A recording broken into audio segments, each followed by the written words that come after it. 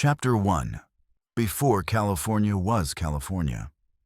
Long before the word California was ever spoken, long before Spanish galleons pressed their sails against the Pacific winds or American settlers looked westward in search of fortune, the land was already alive with people, stories, and civilizations. What we call California today was home to hundreds of thousands of native peoples, spread across one of the most diverse landscapes on Earth. From the jagged cliffs above the ocean to the redwood forests that seem to scrape the heavens. From the burning deserts of the South to the fertile valleys and snow-capped Sierra Nevada. Every piece of land had its own community, its own spirit, its own way of life. To step into California before European contact is to enter a world where nature and humanity were bound together in a web of meaning and survival. It is tempting, in hindsight, to imagine California as an empty stage waiting for Europeans to appear, but that picture is false. By the time the first Europeans glimpsed its shores, the region was already one of the most densely populated areas in North America, north of Mexico. Anthropologists estimate that as many as 300,000 people lived across the land, organized into dozens upon dozens of tribes. Their names still echo through the modern landscape. The Chumash along the central coast, the Ohlone around the Bay Area, the Miwok in the Sierra foothills, and the Yokuts across the San Joaquin Valley, and these were only a few among many.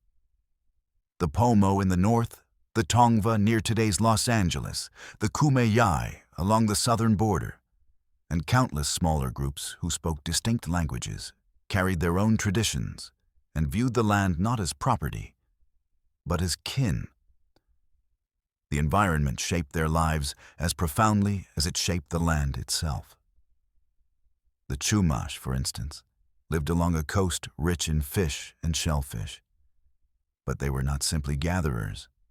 They built plank canoes called tomals that were masterpieces of engineering. With these sleek redwood vessels, they crossed the dangerous channels to the Channel Islands, navigating the same currents that modern sailors respect. They became master traders, carrying shells, dried fish, and crafted beads across hundreds of miles. These shell beads were more than decoration. They functioned as a kind of currency, proof of California's thriving trade networks long before minted coins ever jingled in the region. Farther north, the Ohlone thrived in the mild climate surrounding the bay. Their diet was diverse: salmon and shellfish from the waters, deer from the surrounding hills, acorns from the mighty oaks that blanketed the land. Acorns, in fact, were the staff of life for many California peoples. They were gathered in great quantities, stored in baskets or granaries, and ground into meal. But acorns are bitter and inedible unless carefully prepared. So generations of knowledge went into leaching them in water, washing away the tannins until what remained was a nourishing flour that could be turned into bread or porridge. The process was labor-intensive, but it was a labor performed with rhythm and continuity, a cycle that bound communities to the oaks as tightly as any farmer is bound to a field. The Miwok, living in the rolling foothills of the Sierra Nevada, also relied on acorns, but were equally skilled hunters, tracking deer, elk, and small game. They moved with the seasons, setting up camps that aligned with the cycles of migration and harvest. Their basketry, like that of many California peoples, was not only practical, but artistic. Woven with reeds, grasses, and willow, baskets carried food, stored water, and even served as cradles for children. Today, surviving examples reveal complex patterns that seem to shimmer with meaning. Patterns that tell of identity, family, and artistry in every line. Across the vast San Joaquin Valley, The Yokuts lived among rivers, lakes, and wetlands that teemed with bird life. They hunted waterfowl with skill and crafted tule reed canoes to move along the waterways. Their villages dotted the landscape, often composed of domed houses made from tule reeds themselves, structures that breathed with the seasons, cool in the summer and warm in the winter. They were a people of abundance, but also of resilience, adapting to the floods and droughts that swept across the valley floor. But to reduce these tribes to what they ate or where they lived is to miss the heart of their world. Theirs was not merely a struggle for survival. It was a tapestry of belief, ritual, and story. For the Chumash, the Tomo was more than a vessel. It was sacred, often tied to spiritual societies that held knowledge of the sea. For the Ohlone, the landscape was alive with spirits, each hill, river, and grove carrying significance. The Miwok told stories of Coyote, the trickster and creator who brought balance to the world, but also mischief. The Yokuts, too, filled their nights with tales of animal beings who explained the mysteries of life and death, of the stars above and the rivers below. These myths were not frivolous. They were the architecture of meaning, giving structure to the rhythms of existence. California's diversity of cultures reflected the diversity of its land. Where the desert met the mountains, tribes like the Cahuilla and Mojave adapted to extremes, storing water, cultivating small crops, and weaving their lives around the merciless cycles of drought and flood. Where the redwoods towered in the north, the Pomo and others built lives in the shadow of giants, using the forest's bounty to craft tools, baskets, and homes. Each people carried knowledge that was intimate and precise. How to read the tides, how to find edible roots, how to avoid poisonous plants, how to burn the land in controlled fires that renewed the soil. For thousands of years, they were stewards of the land, not its conquerors. Trade bound these worlds together. Shell beads from the Chumash could find their way deep inland, traded for obsidian from the volcanic mountains or salt from the desert basins. Feathers, hides, plant fibers, all moved along these invisible roads of exchange, evidence of an economy that was sophisticated, though it left no banks or stock markets behind. Communities specialized in their environment's gifts and exchanged what they lacked, weaving a web of interdependence across the vast land. Daily life moved with the seasons. In the spring, salmon surged up rivers in silver flashes, and people gathered to catch them in weirs and nets. In the summer, berries and seeds ripened in the valleys and meadows, while in autumn, the great acorn harvest filled granaries. Winter was a time of storytelling, when the nights were long and families gathered around the fire to remember their ancestors and imagine the spirits moving in the darkness. Children learned through imitation, watching their elders grind acorns, carve tools, or weave baskets, until the skills became second nature. What strikes us today, looking back, is not only the variety of life, but the scale of memory. These cultures did not write in books, yet knowledge passed down for centuries. A woman knew how to select the right grasses for a watertight basket because her mother had shown her, and her grandmother before that. A man knew which stream to fish in and when, because his elders had memorized the cycles of the salmon. Knowledge was living, carried in people and practiced in ritual. The land itself was sacred, not as scenery to be admired, but as family to be honored. Mountains were ancestors, rivers were lifelines, animals were teachers. When someone hunted, it was with ceremony, often thanking the spirit of the animal for giving its life. When someone gathered plants, they left offerings or took only what was needed, ensuring the plant could grow again. This was not romantic idealism, but practical wisdom. Overuse meant starvation, and balance meant survival. For millennia, this balance held. Generations were born, lived, and died beneath the same oaks, beside the same rivers, under the same stars. Great civilizations rose and fell elsewhere: Egypt, Greece, Rome. But here, life moved in quieter rhythms, no less complex for their subtlety. When the first Europeans arrived in the 16th century, they encountered a land that was not untouched wilderness as they imagined, but a cultivated, peopled world, carefully managed and deeply loved. And yet, the world of the Chumash, the Ohlone, the Miwok, the Yakuts, and so many others was on the edge of a transformation they could not have foreseen.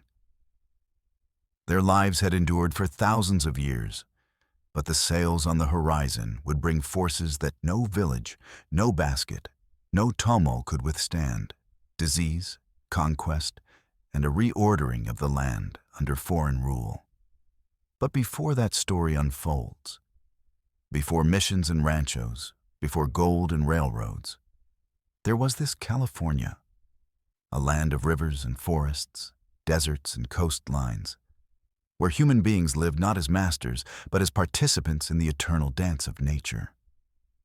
This is the California before California, a world whose echoes still linger in the place names, in the old trails, in the fragments of stories that survive. To begin the history of California here is to remind ourselves that the state's story does not start with discovery or conquest, but with peoples whose roots reach back thousands of years into the soil, whose voices once filled the valleys, and whose spirits, many believe, still walk beneath the trees and along the ocean's edge. Chapter 2: The Age of Exploration. When the first Europeans finally approached the Pacific coast of North America, the native peoples had already been there for thousands of years. Their lives were bound to the land, to the rivers, and to the forests, as we have seen. But far away, across the ocean, another world was stirring. One driven by monarchs hungry for wealth, explorers chasing glory, and empires competing for control of seas that seemed limitless. The 15th and 16th centuries were an age of sails and ambition, of myths and promises whispered across taverns and royal courts. And it was in this atmosphere that California, though not yet called by that name, was drawn into the imagination of Europe. Spain, fresh from the Reconquista and the unification of its kingdoms under Ferdinand and Isabella, had launched itself into the ocean. Columbus's voyage in 1492 opened a floodgate of exploration, and soon the Spanish crown was staking claims to lands vast beyond measure. Yet while Mexico and Peru yielded gold and empires to conquer, the lands farther north remained mysterious. What lay beyond the deserts of Baja California? Could it be the gateway to something greater, the fabled El Dorado, or perhaps the long-sought Northwest Passage to Asia? It is difficult for us today, with maps so precise and satellites tracing every inch of coastline, to imagine the uncertainty of those times. To the Europeans, the world beyond their immediate sight was shaped by rumor, half-truths, and legends. Stories passed from sailor to sailor gained the weight of prophecy. One of those legends was California itself. Long before explorers ever saw the land, Spanish readers already knew the name, for it came from a romance novel popular in the early 1500s, Las Sergas de Esplandian. In that tale, California was an island ruled by a queen named Calafia, inhabited only by warrior women and filled with gold. The island was said to lie on the right hand of the Indies, near paradise itself. When Spanish explorers reached the Baja Peninsula, they believed they had found this mythical island. To them, the name California carried not just geography, but fantasy. A place where riches might rival those of Mexico, and where seas might open onto the roots of Asia. It was a myth powerful enough to guide royal funding and the courage of men who set out into the unknown. The first recorded European to set foot on what we now call California was Juan Rodriguez Cabrillo. In 1542, Cabrillo, a Portuguese navigator sailing under the Spanish flag, left the port of Navidad in Mexico with 3 ships. His orders were clear: explore the mysterious northern coasts and search for new lands and passageways that could connect Spain more directly to the riches of the Orient. For Spain, this was not idle curiosity. The wealth of Asia, silk, spices, porcelain, was a treasure worth any risk. And if a shortcut could be found across the northern seas, Spain would control it. Cabrillo's voyage was both daring and dangerous. His small ships, battered by storms, hugged the coast as they made their way north.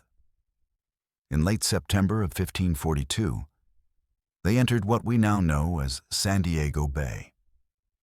Cabrillo became the first European to describe it, noting the natural harbor and the people who lived along its shores. He continued northward, charting the coastline, naming islands and bays, often meeting with native peoples who regarded the strangers with suspicion or curiosity. To Cabrillo, each inlet, each headland, might conceal the mouth of a river, leading deep into the continent or the entrance to the Northwest Passage.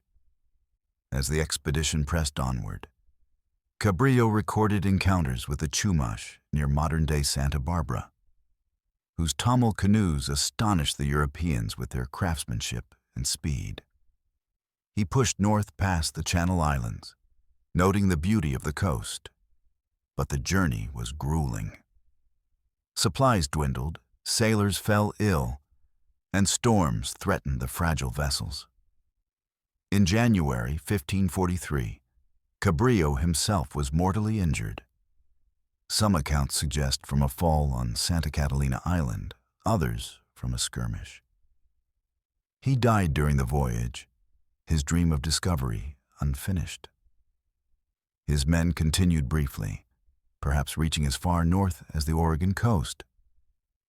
But without their leader, the expedition faltered. Still, Cabrillo's journey marked the beginning of European knowledge of California's shores. Decades passed before Spain made another serious attempt. Exploration was costly and the rewards uncertain. But by the early 17th century, rumors of wealth and strategic necessity compelled another expedition. This time it was Sebastián Vizcaíno who took the helm. In 1602, nearly 60 years after Cabrillo's voyage, Vizcaíno was ordered to map the California coast in greater detail. Spain wanted harbors where its Manila galleons, ships that carried trade between the Philippines and Mexico, could seek shelter from storms. The Manila trade was the lifeblood of Spain's Pacific Empire, and California, it was hoped, might provide safe havens along the way. Vizcaíno set out with 3 ships and better preparation than Cabrillo, though the dangers were no less real. He reached San Diego and gave it the name we know today, in honor of Saint Didacus. He moved northward, carefully recording bays, rivers, and islands. Monterey Bay, which he praised as an ideal harbor with fertile lands, entered European maps because of his observations. His reports were so glowing that for years afterward, Monterey was spoken of as the jewel of the coast, though in truth, Vizcaíno's enthusiasm exaggerated what he had seen. The work of Vizcaíno was significant not just for its detail, but for the endurance of the names he gave. San Diego, Santa Barbara, Monterey, These were not just points on a map, but foreshadowings of the places that would one day become cities. Yet Vizcaino's voyage also showed how fragile exploration could be. Scurvy ravaged his crews, storms battered the ships, and his dream of pushing farther north was cut short. He returned to Mexico with his maps, but Spain, stretched thin across its empire, delayed any large-scale colonization. And so, for a time, California remained more legend than reality to Europeans. Sailors passed its shores on the long voyages between Asia and Mexico, but few landed. Those who did often saw only fog, cliffs, and an unwelcoming wilderness. But the myths endured. The belief that California might be an island persisted on European maps for more than a century, a stubborn mistake born from literature and speculation. And the old dream of El Dorado lingered as well, if not in California itself, then perhaps just beyond its mountains, waiting to be discovered. The Northwest Passage, too, haunted the imaginations of explorers. The idea that a navigable route connected the Atlantic and Pacific across the northern reaches of the continent was too enticing to abandon. Expeditions launched from Europe, probing Arctic waters and northern rivers, while those sailing along the Pacific coast wondered if the passage might open in some hidden bay. California's coast was inspected not just for its harbors, but for hints of such a gateway. Each cape rounded, each estuary entered, carried the hope of finding the path that would outwit geography itself. For the native peoples, these first encounters with Europeans were puzzling and often fleeting. Cabrillo and Vizcaino did not linger to establish colonies or missions. They came, they traded or clashed briefly, and they moved on. To the Chumash, the Ohlone, the Tongva, and others, the strange bearded men were curiosities, visitors from a distant horizon. Few could have imagined that these ships were the first signs of a tide that would eventually transform their world. The age of exploration was, in many ways, an age of imagination as much as of navigation. The maps of the time are filled with errors and fantasies, sea monsters prowling the margins, islands that did not exist, rivers flowing where no water could. California was both real and unreal. Its actual shores charted by Cabrillo and Vizcaino, but its identity shaped by dreams of gold, queens, and passages to Asia. The men who sailed its waters risked their lives not only for tangible discoveries, but for promises that existed only in ink and story. As the 17th century wore on, Spain's attention shifted. Its empire was vast, its enemies many, and California, so far from the centers of wealth, remained neglected. Yet the coastline, once traced on parchment, could not be erased. The names remained, the rumors persisted, and the sense that California was a land waiting to be claimed never fully vanished. And so, by the time the 18th century dawned, the stage was set. The world had shrunk. Oceans that once seemed limitless were now crossed regularly, and California no longer floated as a phantom island, but as a real place on the maps of Europe. The next chapter in its history would not be written by passing explorers or imagined queens, but by priests and soldiers who came not only to map the land, but to remake it. But before that story begins, we must pause in this moment. The age when California was still a mystery, half legend, half reality. A place glimpsed through fog and storms, described in the hopeful words of sailors and explorers, and still untouched by the heavy hand of empire. Cabrillo's death on the coast, Vizcaino's glowing reports, the myths of El Dorado and the Northwest Passage, all of these formed the prelude to the drama that was about to unfold. California, in the eyes of Europe, was no longer an empty name from a romance novel. It was a place on the edge of imagination and empire.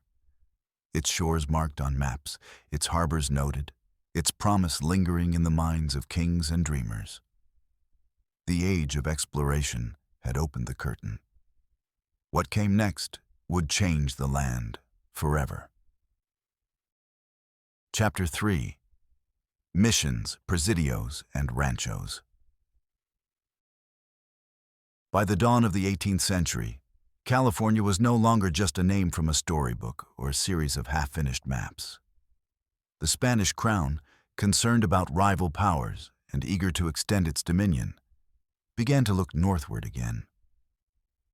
Russia's fur traders were moving down the Pacific coast, and England's ships, under men like Francis Drake, had already tested Spain's claims to the New World. California, once ignored as a distant shore, now seemed too valuable to leave untouched. And so Spain turned to a strategy it had used elsewhere in its empire: the mission system. The mission system was more than a religious endeavor. It was a tool of empire, a way to plant Spanish culture, faith, and control into a land without expending vast armies. At its heart was the idea that native peoples could be converted to Christianity and remade into loyal subjects of the crown. The responsibility for this monumental task fell to the Franciscan order, and no figure looms larger in this story than Father Junipero Serra. Serra was a small, intense man, born in Mallorca in 1713. He joined the Franciscans and became a teacher, steeped in theology, before sailing across the Atlantic to the New World. By the time he arrived in California in the late 1760s, he was already in his 50s, his body frail, but his determination unyielding. To him, the wilderness of California was not a barrier, but a calling, a land where souls waited to be saved. His zeal for the mission cause was absolute. In 1769, Serra established the first mission in Alta California at San Diego. It was a humble beginning, a crude chapel, a few huts, and a determination to plant the cross where before only native villages had stood. From this start, the mission system expanded relentlessly up the coast. One by one, new missions rose: San Carlos in Monterey, San Antonio, San Gabriel, San Luis Obispo, and many more, eventually forming a chain of 21 missions stretching from San Diego to Sonoma. They were spaced a day's journey apart, a lifeline of faith and empire binding the coast together. The missions were designed as self-sufficient communities. At their center stood the church, often built of adobe, with thick walls and tile roofs. Around it were workshops, fields, and dormitories. The Franciscans oversaw the spiritual life, while the native peoples supplied the labor. They planted wheat and corn, tended orchards of olives and citrus, raised cattle, and worked as carpenters, blacksmiths, and weavers. For the Spaniards, it was proof that civilization could take root in what they considered a wilderness. For the natives, it was a dramatic upheaval. Conversion was not offered as a choice, but imposed as necessity. Once baptized, native peoples were bound to the mission, forbidden to leave without permission. Children were separated from families, housed in dormitories where they were instructed in catechism and Spanish customs. Punishments for disobedience could be harsh. Whippings, confinement, and humiliation were tools as much as sermons. The friars saw themselves as fathers guiding children, but the reality was a system of control that demanded labor and conformity. Disease was the silent conqueror that accompanied religion. Smallpox, measles, influenza, illnesses that the native peoples had never known, swept through mission communities. Entire villages, drawn into the orbit of the missions, collapsed within a generation. Where once California had been home to hundreds of thousands, the population dwindled sharply, victims not only of epidemics, but of malnutrition and the stresses of a life no longer lived by old rhythms. The missions claimed to save souls, but they also left devastation in their wake. Yet to the Spanish crown, the system was a success. The missions provided food, labor, and a Spanish presence that made it harder for rivals to claim the coast. Alongside the missions rose presidios, military outposts designed to protect the friars and assert Spain's authority. San Diego, Monterrey, San Francisco, and Santa Barbara all had presidios, their soldiers standing watch with muskets and cannons. These presidios were not grand fortresses, but modest garrisons, their adobe walls housing small contingents of soldiers who lived rough lives, often far from reinforcements. They depended heavily on the missions for supplies. In return, the presence of armed men gave weight to Spain's claim of sovereignty. The soldiers, however, were more than protectors. They also became settlers, marrying native women, fathering children, and laying the foundations for a mixed population that would become the Californios. Their presence also brought tension, as the native peoples often saw them not as guardians, but as enforcers of the mission system. Skirmishes, raids, and uprisings punctuated the life of the missions, with some tribes resisting fiercely even in the face of Spanish weapons. As the missions took root, another transformation unfolded: the rise of the rancho. While the missions operated as communal, religiously guided enterprises, the ranchos were secular, sprawling estates granted by the crown to soldiers, officials, or settlers. Cattle were the heart of the rancho economy. On the open grasslands of California, herds multiplied quickly, turning the region into a land of hides and tallow. The hides, often called California banknotes, were shipped to Mexico and traded with visiting merchants, while tallow was used for candles and soap. The great cattle herds became a symbol of wealth and status, and life on the ranchos developed into a culture of horsemanship, fiestas, and family prestige. Though still under Spanish rule, the seeds of Californio society were planted here. Families on ranchos lived in adobe houses, managed vast herds, and celebrated with music and dance. Their lives were far removed from the rigid discipline of the missions. The rancho system was limited during Spain's direct control, but it foreshadowed the era when ranching would dominate California's landscape. For the native peoples, this new order left little room for the old ways. Many had been drawn into missions by persuasion or coercion. Others were caught in the orbit of ranchos, working as laborers or vaqueros. Resistance continued in some areas, but as time passed, survival often meant adapting, even within systems that stripped them of their autonomy. The old rhythms of acorn harvests, salmon runs, and seasonal migrations were broken, replaced by bells calling to mass, by plows cutting into soil, by cattle grazing across lands that once supported diverse ecosystems. Father Junipero Serra did not live to see the full chain of missions completed. He died in 1784 at Mission San Carlos in Carmel, weary from years of toil. Yet his legacy loomed large, both celebrated and condemned. To some, he was a saintly figure who brought the light of Christianity to distant lands. To others, he was the architect of a system that shattered native societies. His canonization centuries later sparked fierce debate, a reminder that the mission era remains a wound as much as a foundation in California's history. Still, by the early 19th century, the pattern was set. California was Spanish in claim, its coastline dotted with missions and presidios, its interior beginning to open to ranchos. The land that had once been imagined as an island of gold and warrior queens was now tied into the machinery of empire. The cross stood above the chapels.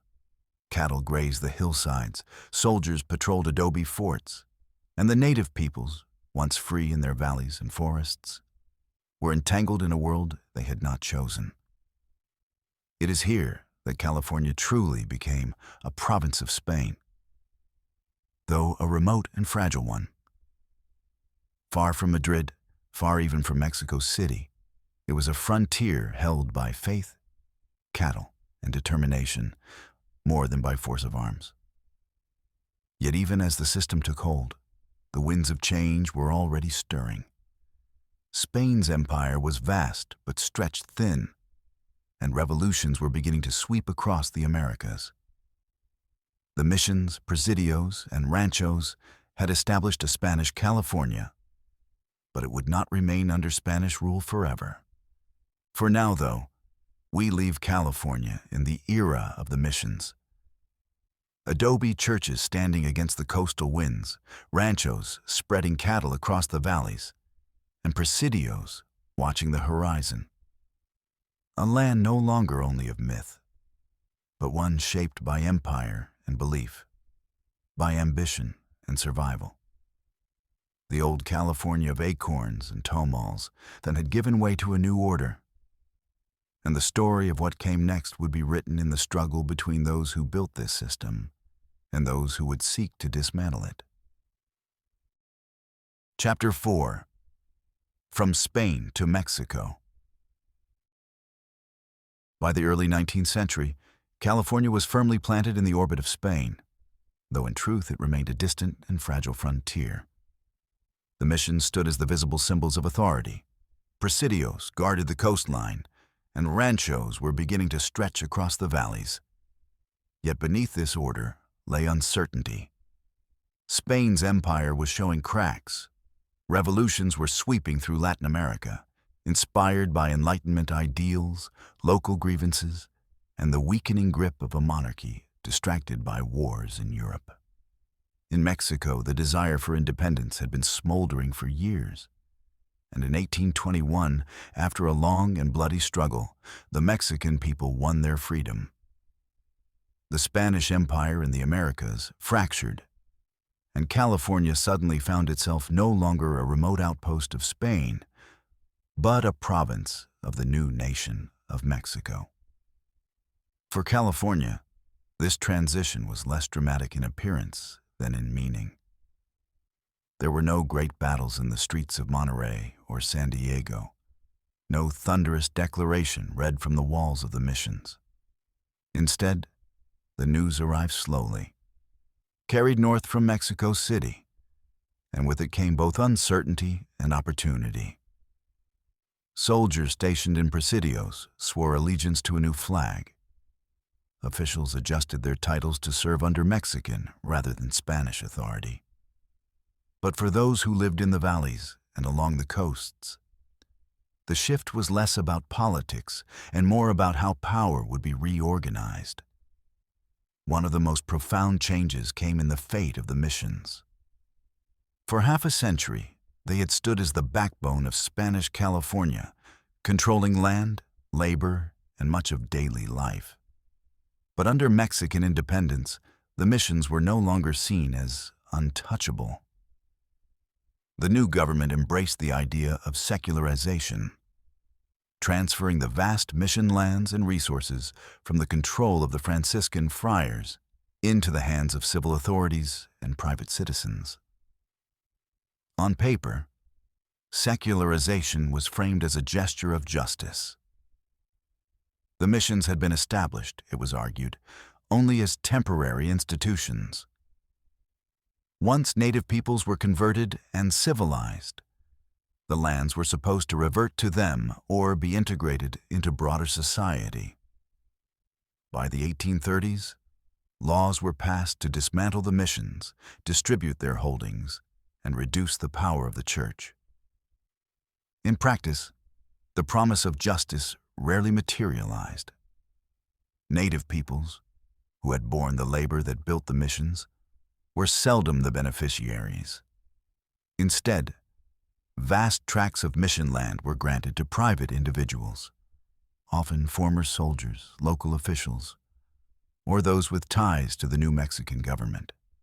Thus, the great ranchos of California began to expand in earnest. Where once the missions had controlled the cattle herds and fields, now wealthy families claimed the land under grants, their ranchos spreading across the valleys and hills. Adobe haciendas rose as centers of power, their whitewashed walls and red tile roofs overlooking herds of thousands of cattle. This was the birth of the Californio culture. The Californios, descendants of Spanish settlers and soldiers, now living under Mexican rule, carved out an identity distinct from both Spain and Mexico City. They were landowners and rancheros, their wealth measured in cattle and hides. Life on the rancho was marked by a mix of hardship and celebration. Days were filled with the work of managing herds, branding calves, and riding across open ranges. But evenings often brought gatherings, music, and dance. The guitar and the violins filled adobe courtyards, fandangos stretched late into the night, and hospitality was a prized virtue. Visitors could expect to be fed and entertained, for generosity was as much a marker of status as the size of one's herds. The rancho economy revolved around what came to be called the hide and tallow trade. Cattle roamed freely across the hills, and while their meat was rarely exported, their hides were in high demand for leather, and their fat rendered into tallow for candles and soap.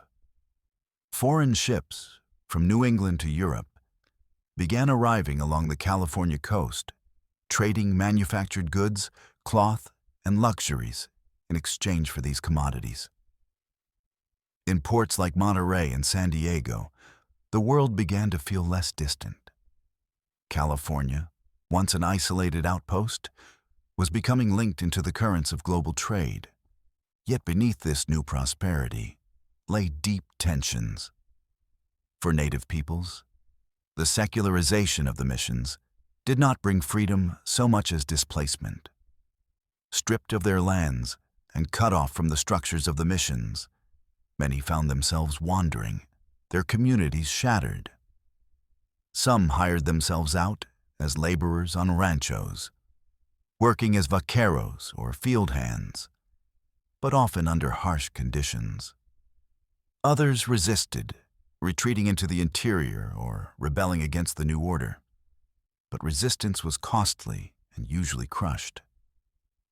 The population, already decimated by disease, continued to decline, leaving behind fragments of cultures that had once thrived. Relations with American settlers added another layer of complexity. During the Spanish era, foreigners had been tightly restricted from entering California. But under Mexican rule, enforcement grew looser.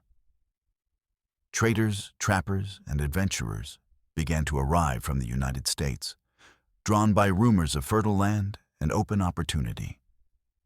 Some married into Californio families, gaining land and status through alliances. Others clashed with local authorities, their manners brash, their politics foreign. The Californios looked upon these newcomers with a mix of curiosity and suspicion, aware that the United States was a young but ambitious nation with eyes set on the Pacific. Meanwhile, the Mexican government, though independent, was often unstable. Distance from Mexico City meant that California was left to govern much of its own affairs. Governors appointed to the province frequently clashed with local elites, and loyalty to the central government was often secondary to loyalty to one's family, rancho, or community. California, in these years, developed an identity of independence, not outright separation, but a sense that it was a land apart, where local custom mattered more than distant decrees. Daily life reflected this blend of order and improvisation. In the towns of Monterey, Los Angeles, and San Diego, adobe streets bustled with markets, soldiers, and travelers. In the countryside, vaqueros rode across endless grasslands, their skill with rope and horse unmatched. Women of Californio families managed households, hosted guests, and played key roles in maintaining social ties through marriages and fiestas. Society was stratified, but not rigid. Wealthy families carried prestige, but personal honor, hospitality, and skill in horsemanship were equally respected. The image of the Californio ranchero, proud, free, and generous, became part of the region's mythology, though the reality was often harsher, marked by droughts, labor struggles, and political uncertainty. Still, there was an undeniable vibrancy in these decades. Weddings were occasions for entire communities to gather, with processions, music, and feasts that lasted for days. Religious festivals marked the calendar, blending Catholic traditions with local flair. The missions, though weakened, continued to serve as churches for many, while the ranchos gave the countryside its character. Foreign visitors often marveled at the openness of the land, the beauty of the coast, and the hospitality of the people, even as they noted the fragility of the political system. The tensions between Californios and native peoples simmered beneath the surface, sometimes erupting in violence. Raids from displaced native groups struck at ranchos, while some Californios retaliated with brutality. To many Californios, the native peoples were laborers at best, threats at worst. Yet the reliance on their labor was undeniable, for it was native hands that built the adobes, tended the fields, and herded the cattle. It was a relationship of dependence and exploitation, born from the legacy of the missions and carried into the rancho era. By the 1830s and 1840s, California was a land of paradoxes. It was Mexican in law, but culturally distinct, bound to native traditions yet shaped by Spanish and Catholic heritage. It was remote and sparsely populated, yet connected to global trade routes. It was rich in land and cattle, but poor in currency and infrastructure. Above all, it was a land in transition, caught between old orders and new possibilities. For the Californios, life was marked by a sense of pride in their land and culture. They saw themselves as heirs to Spain, yet also as something unique. Californios, not simply Mexicans. Their fiestas, their horsemanship, their sprawling ranchos gave them an identity that was celebrated in song and story. Yet even as they enjoyed this flourishing, changes loomed on the horizon. The trickle of American settlers would soon become a flood. The Mexican government's hold on the territory would grow weaker, and the tensions already present between cultures would intensify. But for now, California remained in the Mexican era, a province defined by the secularization of the missions, the rise of the ranchos, and the birth of a Californio society that carried with it both beauty and contradictions. It was a world where adobe walls glowed in the sun, cattle grazed in endless herds, fiestas echoed through the valleys, and beneath it all, the shadows of displacement and change darkened the future. The age of the missions had given way to the age of ranchos, and California, though still remote, was no longer the land Spain had envisioned. It was Mexican California now, and in that transformation lay the seeds of the struggles and ambitions that would soon reshape it again. Chapter 5. The Bear Flag and the Stars and Stripes. By the 1840s, California was still a Mexican province, but it was a fragile one. The ranchos stretched wide across the valleys. The Californios lived with pride in their culture, and the towns of Monterey, Los Angeles, and San Diego bustled with modest activity. Yet all of this rested on shifting ground. Mexico itself was unstable, torn by coups, rebellions, and weak central control. California, so far from Mexico City, felt the looseness of that grip more than most. It was a land rich in space, but poor in resources, wealthy in cattle but lacking in coin, proud in identity but vulnerable to outside forces. And in those years, the outside forces were growing stronger. American traders had been arriving for decades, their ships anchoring along the coast to trade goods for hides and tallow. At first, they were visitors, welcomed for the cloth, tools, and luxuries they brought. But slowly, Americans began to stay. Some married into Californio families, blending into society. Others came as trappers and pioneers, seeking land and opportunity. By the 1840s, their presence was no longer a trickle, but a steady current. Wagon trains, braving deserts and mountains, were beginning to reach California from the east. Each family that arrived was another piece of a larger puzzle: the expansion of the United States westward. Driven by the belief in manifest destiny, the conviction that the nation was meant to stretch from the Atlantic to the Pacific. To Californios, these newcomers were both intriguing and threatening. The Americans often carried themselves with confidence, sometimes arrogance, bringing with them a different vision of land and law. They spoke of property as something to be fenced, bought, and sold, not something granted by a distant government and sustained through tradition. They were ambitious, practical, and restless. While many Californios saw them as useful allies in trade or marriage, others worried about what their growing numbers meant for the future of Mexican California. Into this tension stepped John C. Fremont. An officer of the U.S. Army, Fremont was also an explorer, a man whose expeditions mapped the Western territories and fired the imagination of Americans eager for new frontiers. In 1846, Fremont led an expedition into California, officially described as a scientific survey. But his presence was more than scientific. With a band of armed men, he roamed the countryside, raising suspicion among Mexican authorities and stirring excitement among American settlers. To Californios, his behavior was unsettling. To American pioneers, it was a sign that the United States was watching California closely. The tension reached its breaking point that same year.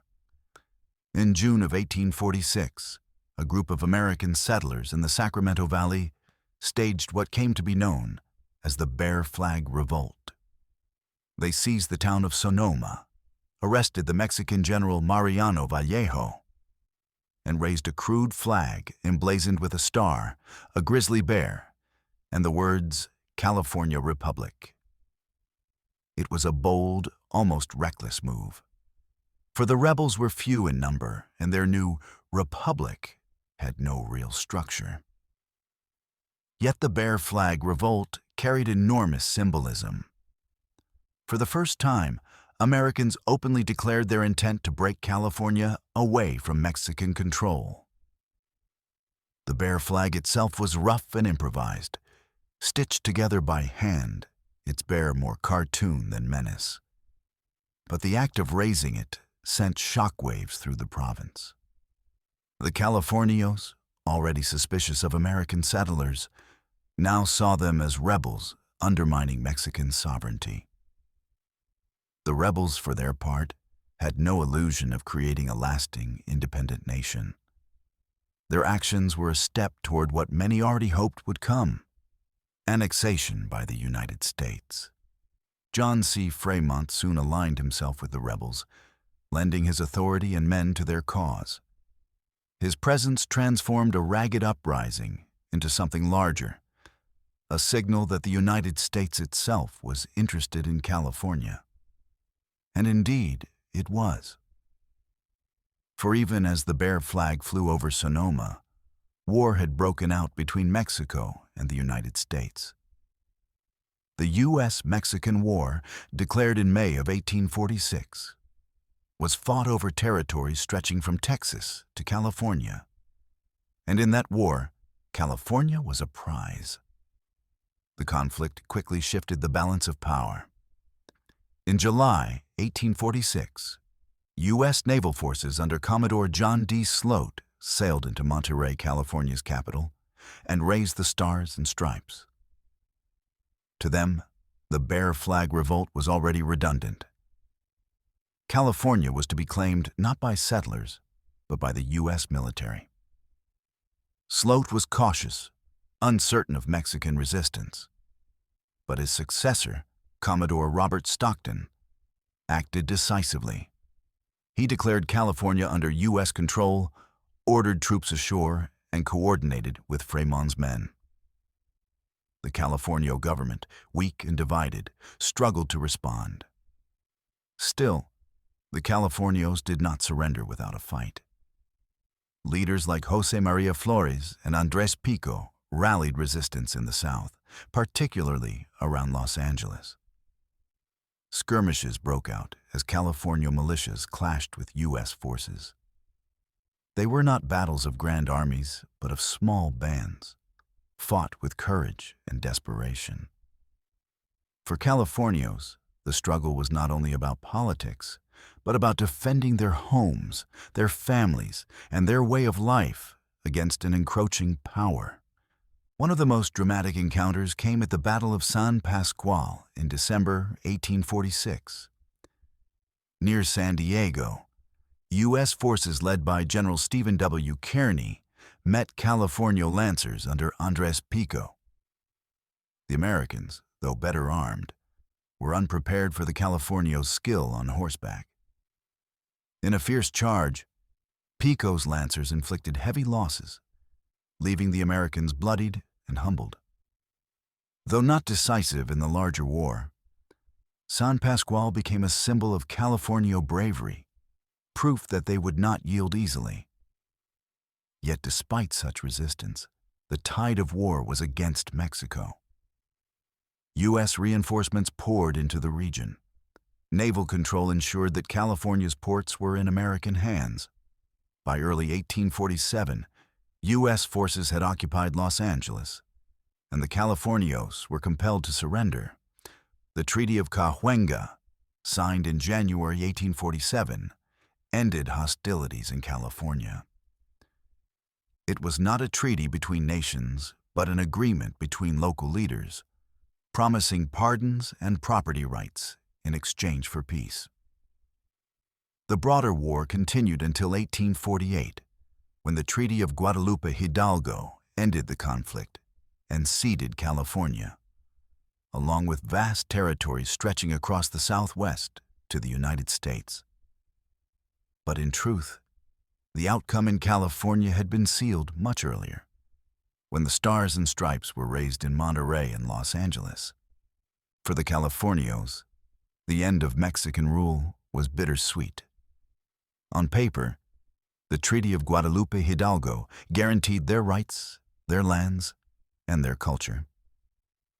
In practice, they found themselves caught in a new system, one that valued American laws, courts, and customs over old traditions.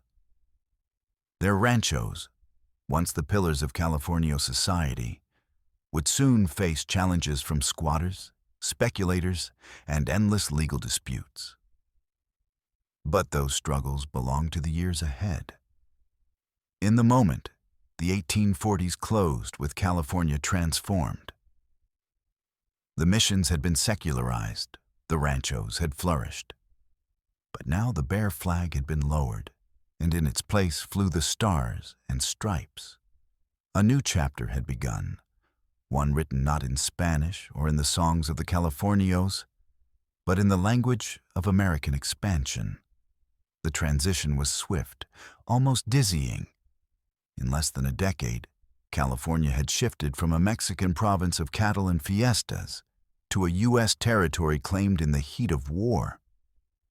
The American settlers who had once been guests were now masters, their vision of land and law reshaping the future.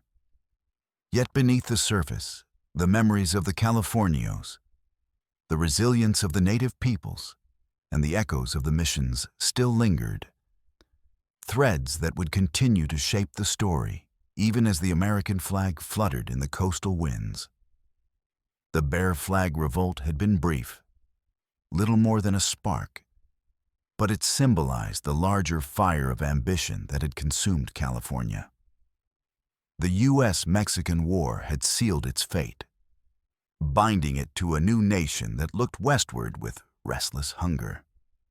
And so, as the 1840s gave way to the years that followed, California stood no longer as a Mexican frontier, but as a land claimed by the United States, its destiny altered, its identity reshaped, and its story entering a new and uncertain phase. Chapter 6. Gold. When the Stars and Stripes first rose above California in the late 1840s, the territory seemed destined to grow slowly under American rule. It was remote, sparsely populated, and connected to the rest of the United States only by grueling trails across mountains and deserts or by long voyages around Cape Horn. Its wealth was in cattle hides and tallow, its culture still defined by ranchos and adobes, its towns modest and few. Nothing yet suggested that California would become the center of the world's attention. And then, in January 1848, everything changed. On a cold morning along the American River, at a place called Coloma, a carpenter named James Marshall was inspecting the tail race of a sawmill he was building for John Sutter, a Swiss immigrant who had established a large settlement in the Sacramento Valley. As Marshall bent to examine the water, something caught his eye. Small, glittering flakes lodged in the gravel. He scooped them up, tested them against a rock, and suspected what they might be. To be certain, he showed them to Sutter. Together they performed crude tests, flattening the flakes with a hammer, checking that they did not shatter like pyrite. The conclusion was unavoidable. It was gold. At first, Sutter and Marshall tried to keep the discovery a secret. Sutter feared that a rush of strangers would destroy his dream of building an agricultural empire, a peaceful settlement in the valley. But secrets of that kind do not keep. Rumors spread quickly, carried by miners, traders, and soldiers. Soon the news reached San Francisco, where newspapers began to print extraordinary claims. And when President James K. Polk confirmed the reports in December 1848 before Congress, the world took notice. By 1849, the rush was on. Ships from every corner of the globe set sail for California. Wagon trains set out across the plains, filled with families and fortune seekers.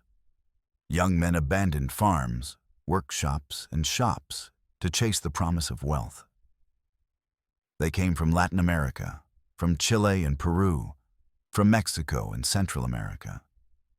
They came from China, crossing the Pacific to gamble their futures on a faraway land. They came from Europe, from France, Germany, and Ireland, fleeing famine or poverty. They came from the eastern United States, men and women who had heard that fortunes lay in the rivers, waiting to be scooped up with a pan.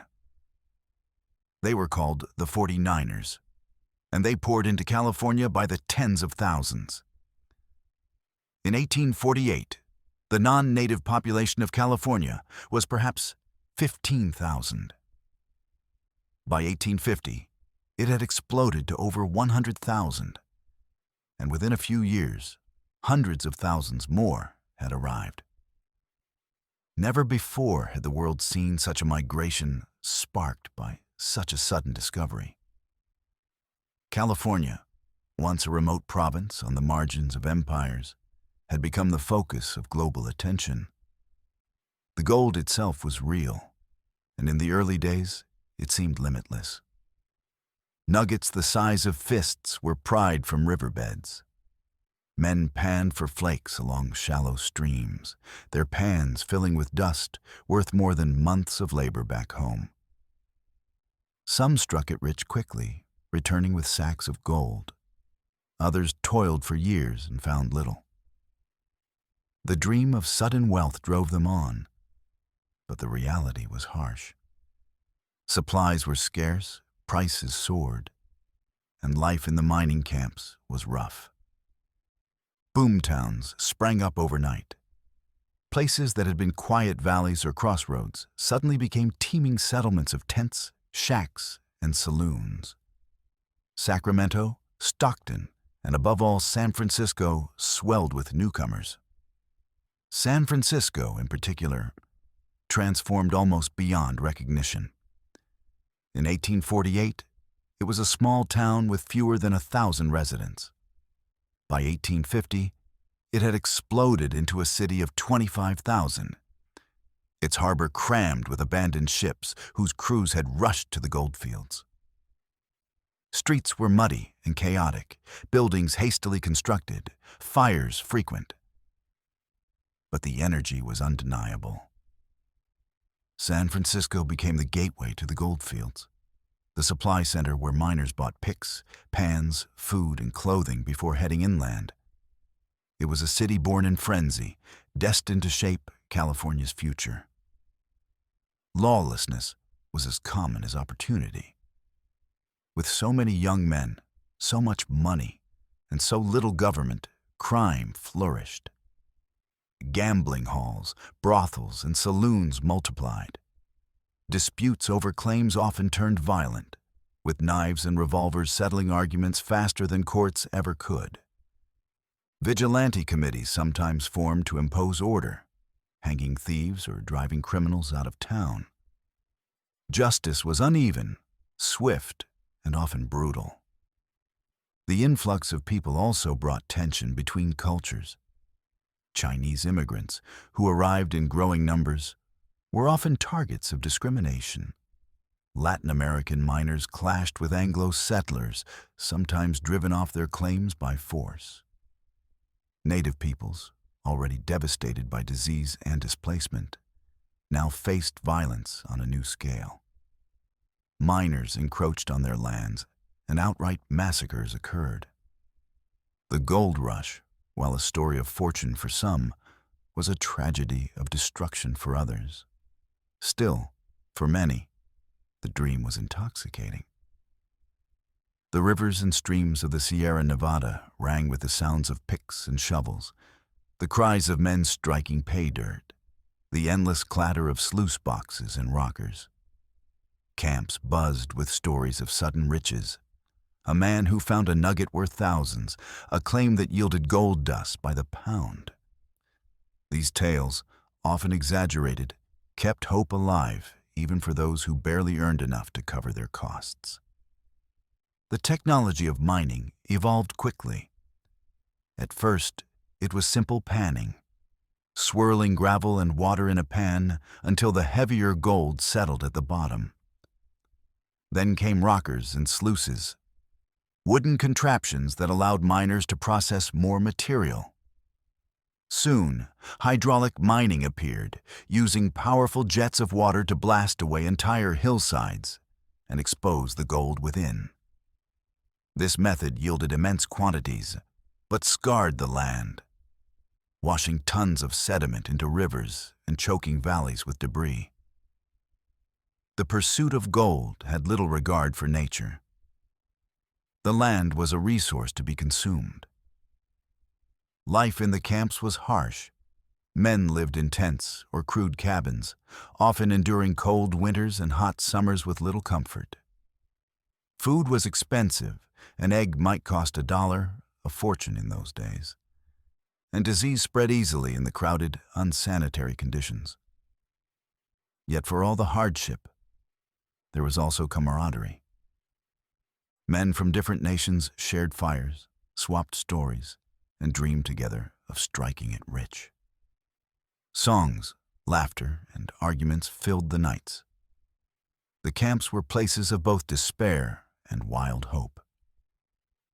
The gold rush was not only about miners. Merchants, innkeepers, and entrepreneurs often fared better than those who dug in the rivers. Levi Strauss came to San Francisco and began selling durable denim trousers to miners, laying the foundation for a business that would outlast the gold fields. Others sold shovels, boots, whiskey, and food. The old saying that the surest fortune in a gold rush is made by selling shovels proved true. For every miner who struck gold, many more found their wealth in supplying the miners. San Francisco grew into a city of paradoxes. Its streets were lined with gambling dens and theaters, warehouses and brothels, banks and boarding houses. Ships rotted in the harbor while fortunes were made and lost in a single night at the gaming tables. Fires periodically destroyed entire blocks, only for them to be rebuilt within weeks. The city had an energy that bordered on madness, but it was also a magnet, drawing more people and wealth with each passing year. For native Californians, the gold rush was catastrophic. Driven from their lands, attacked by militias, and ravaged by hunger and disease, their populations plummeted. Some were forced into servitude, others slaughtered outright. What had once been their homeland was consumed by the fever for gold. The tragedy of their loss is one of the darkest shadows beneath the bright surface of California's golden age. By the early 1850s, the gold rush had transformed California utterly. The land that had been a quiet Mexican province of cattle and missions was now a bustling American territory. Its population exploding, its cities booming, its society thrown into turmoil. Wealth poured in, but so did chaos. California was no longer an isolated outpost. It was the center of the world's attention, a land where fortunes might be made in a single stroke of luck, or where dreams might collapse in exhaustion and poverty. And through it all, San Francisco rose as the heart of the new California. Born in frenzy, raised in fire and ambition, it became the symbol of the gold rush. Imperfect, lawless, exuberant, and unstoppable. The discovery at Sutter's Mill had set off a chain of events no one could have predicted, and in a few short years, California was transformed from a quiet frontier into a land of gold, greed, and dreams. Chapter 7. Becoming a State. The gold rush had changed everything. In the span of only a few years, California had leapt from a quiet outpost on the far edge of Mexico to the most talked-about land in the world. Ships from every nation crowded into San Francisco Bay, wagon trains creaked across the plains, and fortunes rose and fell on the banks of Sierra rivers. What had once been a province of ranchos and missions was now a place of tents, gambling halls, and booming towns. But with growth came chaos. By 1849, California was a land of wealth and promise, but also of lawlessness. And the question that hung over all of it was this: what political future did California have? The United States had claimed California as part of its spoils in the Mexican-American War, but it had not yet decided how to govern it. At first, military authorities tried to impose order, but they were overwhelmed. The gold rush had brought a flood of people: miners, merchants, immigrants from China, families from the Midwest. And they demanded structure. Disputes over land, mining claims, and trade erupted daily. Courts were absent, law was uncertain, and violence often took the place of justice. The cry for government grew louder with every passing month. In 1849, Californians took matters into their own hands. Delegates gathered in Monterey to draft a constitution. They were a diverse group: lawyers from the East, Californios from old ranchero families, merchants, soldiers, and adventurers. They came together in a time of urgency, for without government, the territory risked descending further into disorder. The convention was heated, but it also revealed a remarkable consensus on one crucial point. California would enter the Union as a free state. The decision was not inevitable. The United States was deeply divided over the issue of slavery. Every new territory and state that joined the Union threatened to upset the balance between free and slave states, a balance that Southern leaders guarded jealously. Many had assumed California might be open to slavery, especially given its vast agricultural potential. But the delegates rejected the idea outright. The miners who came to California had no interest in competing with slave labor in the gold fields. The Californios, though from a different tradition, did not see slavery as fitting for their land. And many of the newcomers from the North carried with them strong opposition to the expansion of slavery. In a vote that carried weight far beyond the walls of Monterey, California declared itself free soil. This decision hurled California into the heart of the nation's greatest conflict. In Washington, debates raged over how to admit the new territory. The South resisted the idea of a free California, fearing it would tip the balance in the Senate. The North pressed for its immediate admission. Voices grew angry. Threats of secession began to circulate, and the fragile Union trembled. Out of this crisis emerged the Compromise of 1850, a package of measures crafted to preserve the balance for a little longer. The Compromise admitted California as a free state, while at the same time strengthening the fugitive slave law, allowing Southerners to pursue escaped slaves even into free territory. It also adjusted borders in Texas, allowed for popular sovereignty in Utah and New Mexico, and attempted to calm both sides. For California, the result was clear. It would be the 31st state, admitted to the Union in September 1850. Its people rejoiced, for statehood meant recognition, stability, and connection to the broader nation. Yet for the country as a whole, the Compromise was only a temporary bandage over a wound that continued to deepen. California's entry as a free state carried enormous symbolic weight.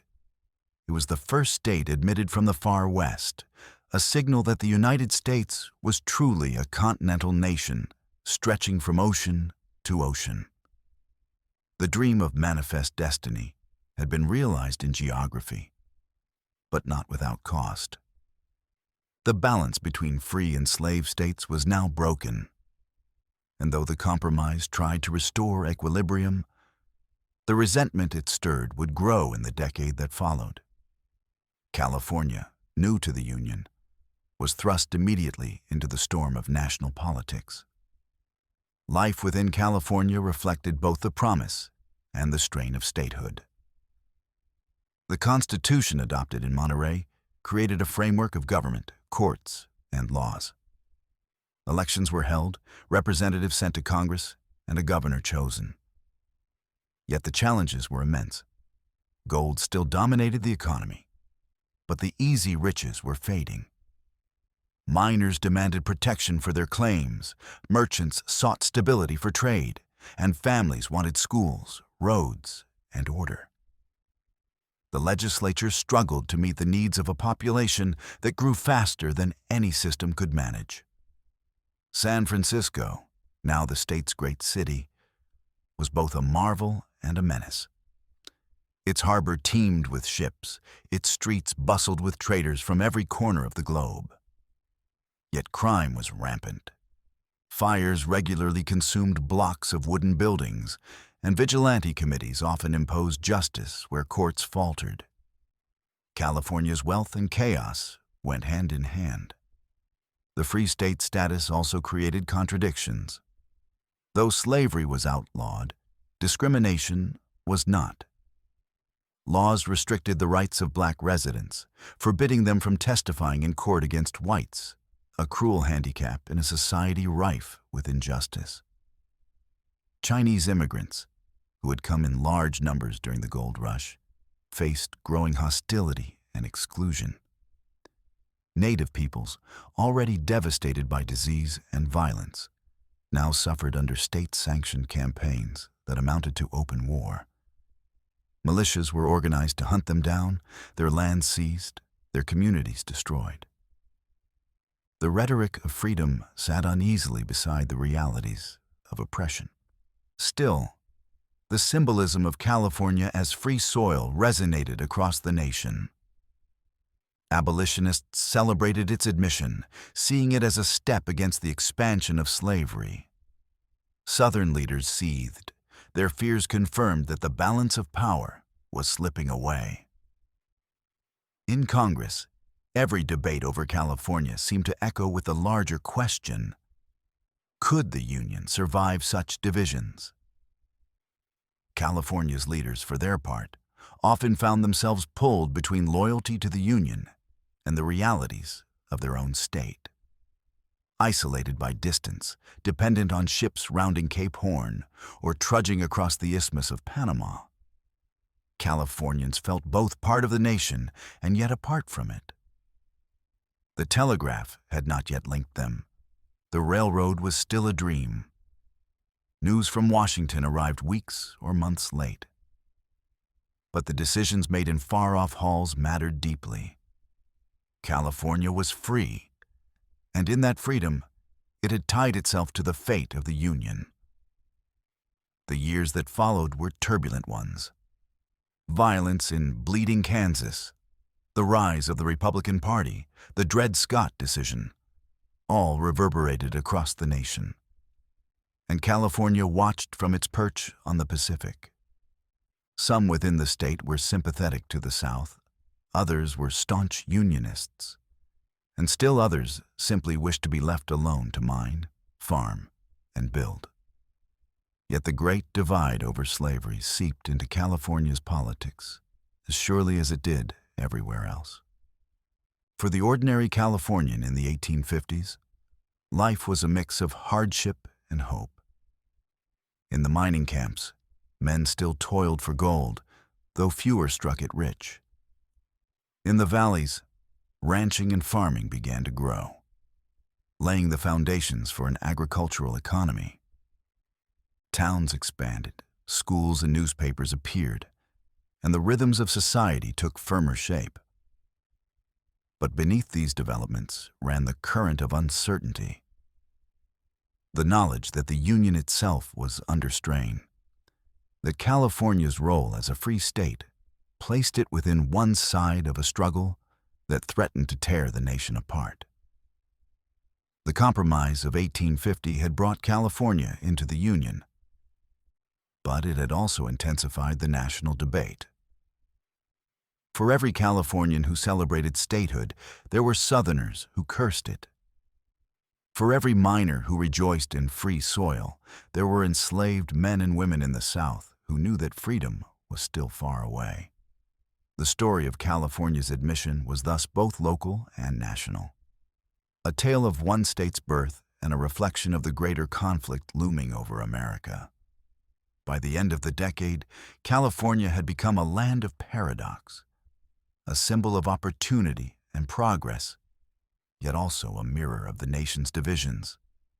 Its gold had drawn the world, its admission had shifted the balance of power, and its presence in the Union was both a promise and a warning. The struggle over slavery was not resolved. It had only deepened. And California, still young, still rough, was already woven into the fate of the Republic. The gold rush had made California famous. Statehood had made it powerful. But both had come at a cost, and both tied its destiny to a Union moving steadily toward conflict. The Compromise of 1850 was supposed to preserve peace, yet in truth, it only delayed the storm.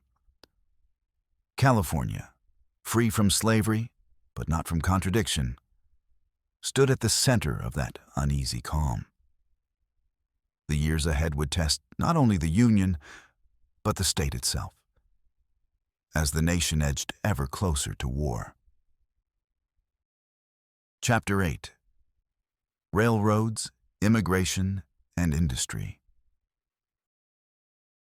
By the time the 1850s gave way to the 1860s, California was no longer the chaotic, lawless land of the gold rush. It had entered the Union as a free state.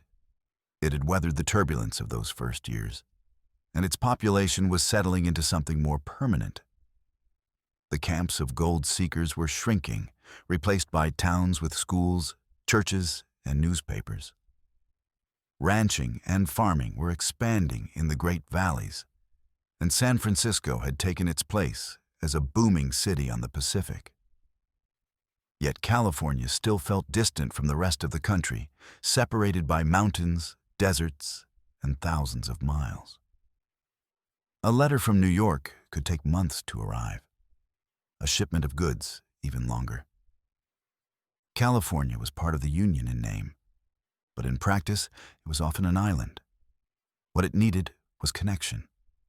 That connection came in the form of steel rails stretching across the continent. The dream of a transcontinental railroad had been whispered for years, but it was the Civil War that finally made it possible.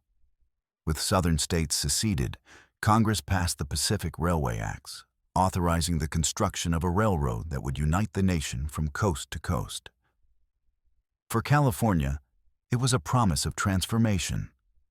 No longer would the state be isolated, dependent on ships around Cape Horn or slow wagon trains. The Iron Road would tie California to the rest of the United States, bringing people, goods, and power in ways no one could ignore. Construction began in the 1860s, and from the west, it was the Central Pacific Railroad that took on the monumental task of building eastward from Sacramento. The men who led it, Leland Stanford, Collis Huntington, Mark Hopkins, and Charles Crocker, would become known as the Big Four, names that would dominate California's economy and politics for decades. They saw in the railroad not just a patriotic duty, but a business empire. Their ambition was vast, their methods ruthless, and their influence immense. But for all their vision and financing, it was not the Big Four who laid the tracks through the Sierra Nevada. That work fell to thousands of laborers, most of them immigrants from China. At first, the railroad company had relied on Irish and other European workers. But progress was slow, and the work was brutal. Charles Crocker suggested hiring Chinese workers, an idea initially dismissed with prejudice.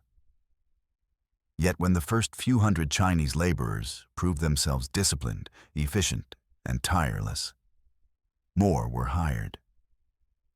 Soon, thousands were at work, blasting tunnels through granite, carving grades across cliffs, and laying ties in snow and heat.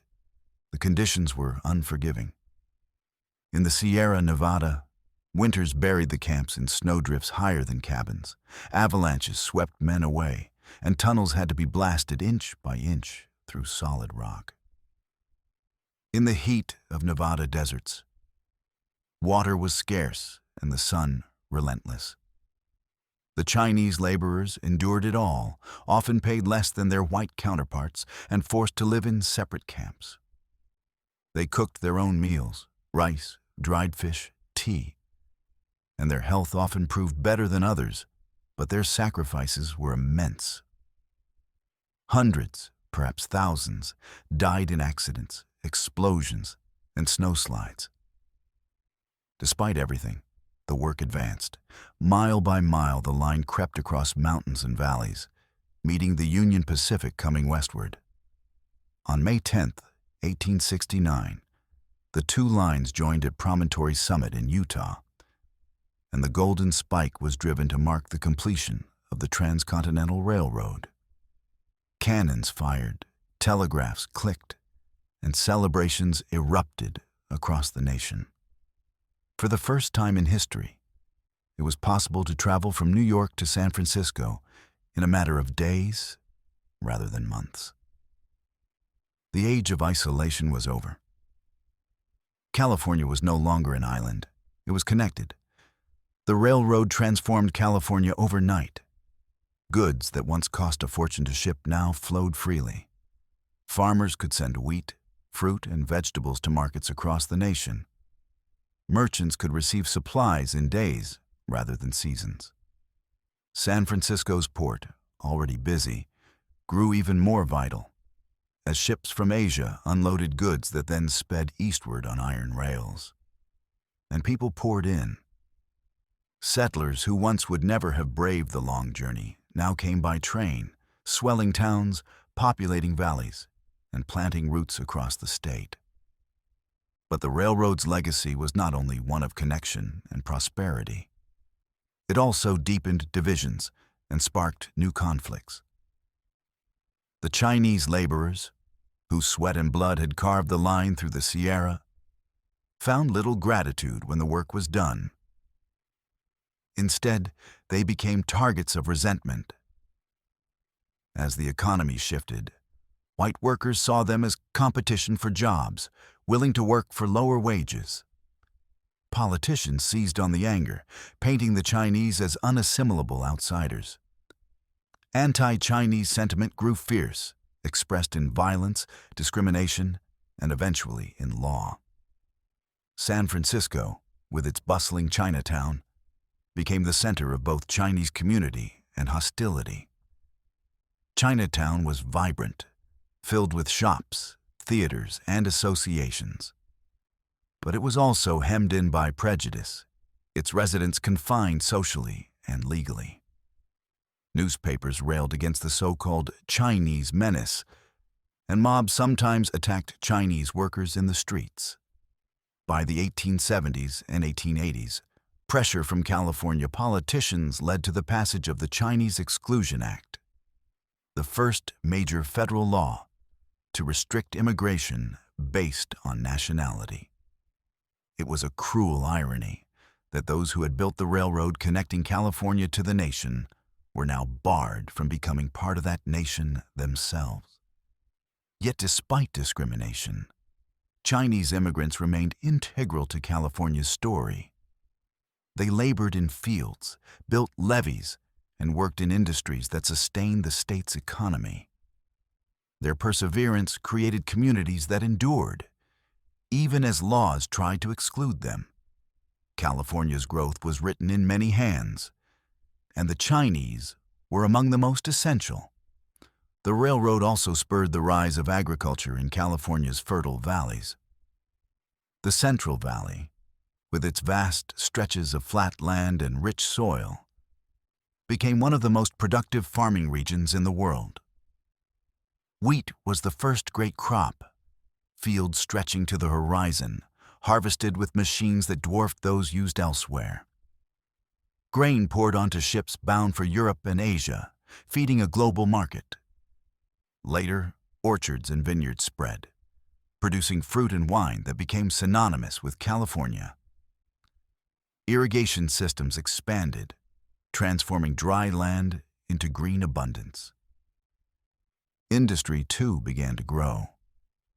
The railroad allowed for factories to receive raw materials and ship finished goods. San Francisco developed industries in shipping, finance, and manufacturing. Sacramento and Oakland became hubs of transport and trade. The wealth of the land was no longer locked within California. It flowed outward, attracting investors, entrepreneurs, and workers from across the world. But with growth came new forms of inequality. The Big Four grew fabulously rich, their control over railroads giving them immense power in politics. They were celebrated as builders of empire, but criticized as monopolists who bent laws to their will. Farmers, while benefiting from the ability to ship their crops, often found themselves at the mercy of railroad rates that favored the companies. Small towns complained of being bypassed or strangled by freight costs. The railroad was a lifeline, but it was also a chain that bound California to the power of corporations. In the countryside, agriculture flourished, but it relied heavily on immigrant labor. After the exclusion of Chinese workers, new waves came: Japanese, Italians, Portuguese, and others, all seeking opportunity, but often finding hard work for little reward. California's fields became places of both abundance and struggle, their bounty dependent on the toil of those who were seldom rewarded with equality. Through it all, California grew. The railroads brought people and goods, the fields yielded crops to the world, and industries rose along the coast. San Francisco became a city of banks and shipping firms, its skyline growing with warehouses and grand hotels. Los Angeles, once a sleepy pueblo, began to stir with new life. Its future still only a shadow, but already hinted in its growth. By the late 19th century, California was no longer the rough land of miners and desperados. It was a state of railroads and ranches, of farms and factories, of immigrants and industries. It was tied to the nation by steel and steam, its destiny now bound to the fortunes of a country hurtling toward modernity. But beneath the progress, there were tensions that would not disappear. Resentment toward immigrants, anger at monopolies, inequality in land and labor. California was prosperous, but it was also contested ground, its wealth and promise always shadowed by conflict. The railroad had done what many had once thought impossible. It had brought California into the heart of the Union, erasing the isolation of distance. It had opened the land to farming and industry, and it had transformed cities into centers of commerce. But it had also unleashed forces of exclusion, inequality, and corporate dominance that would shape the state for generations. The gold rush had made California famous, statehood had made it powerful, and the railroad had made it connected. The fertile valleys blossomed with crops, the cities hummed with industry, and immigrants from across the globe gave it life.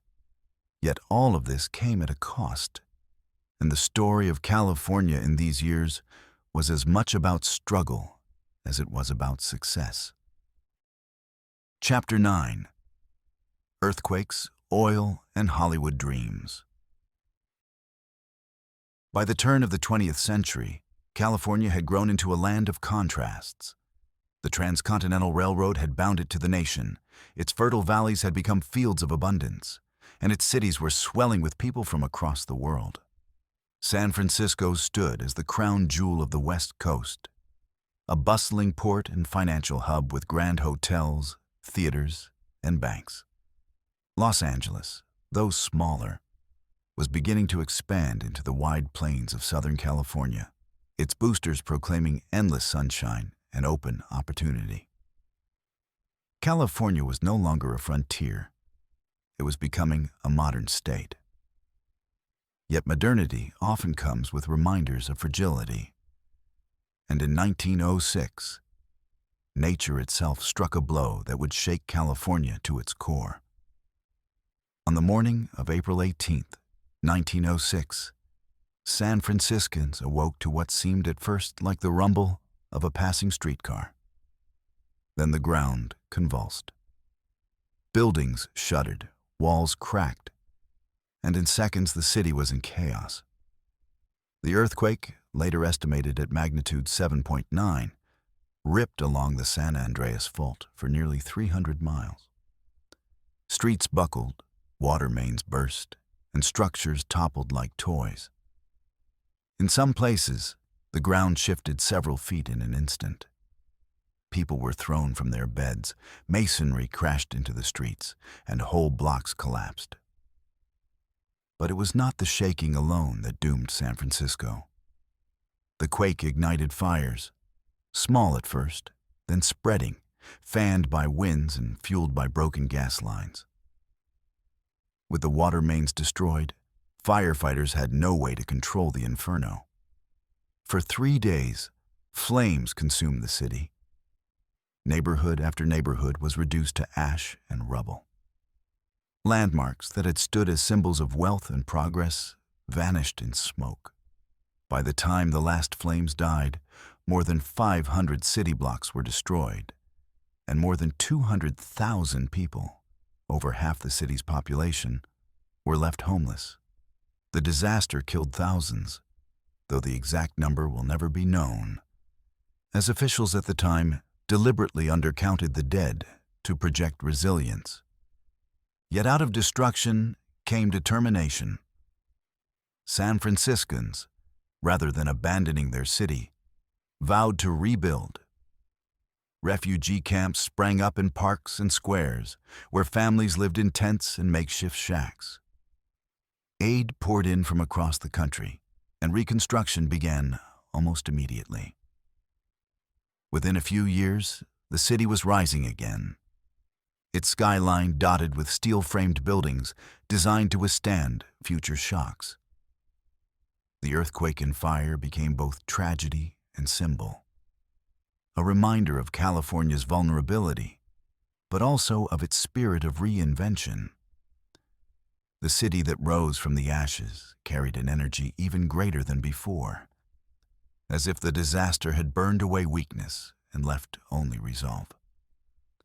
While Northern California rebuilt from catastrophe, Southern California was experiencing a boom of a different kind, one that bubbled up from deep beneath the ground.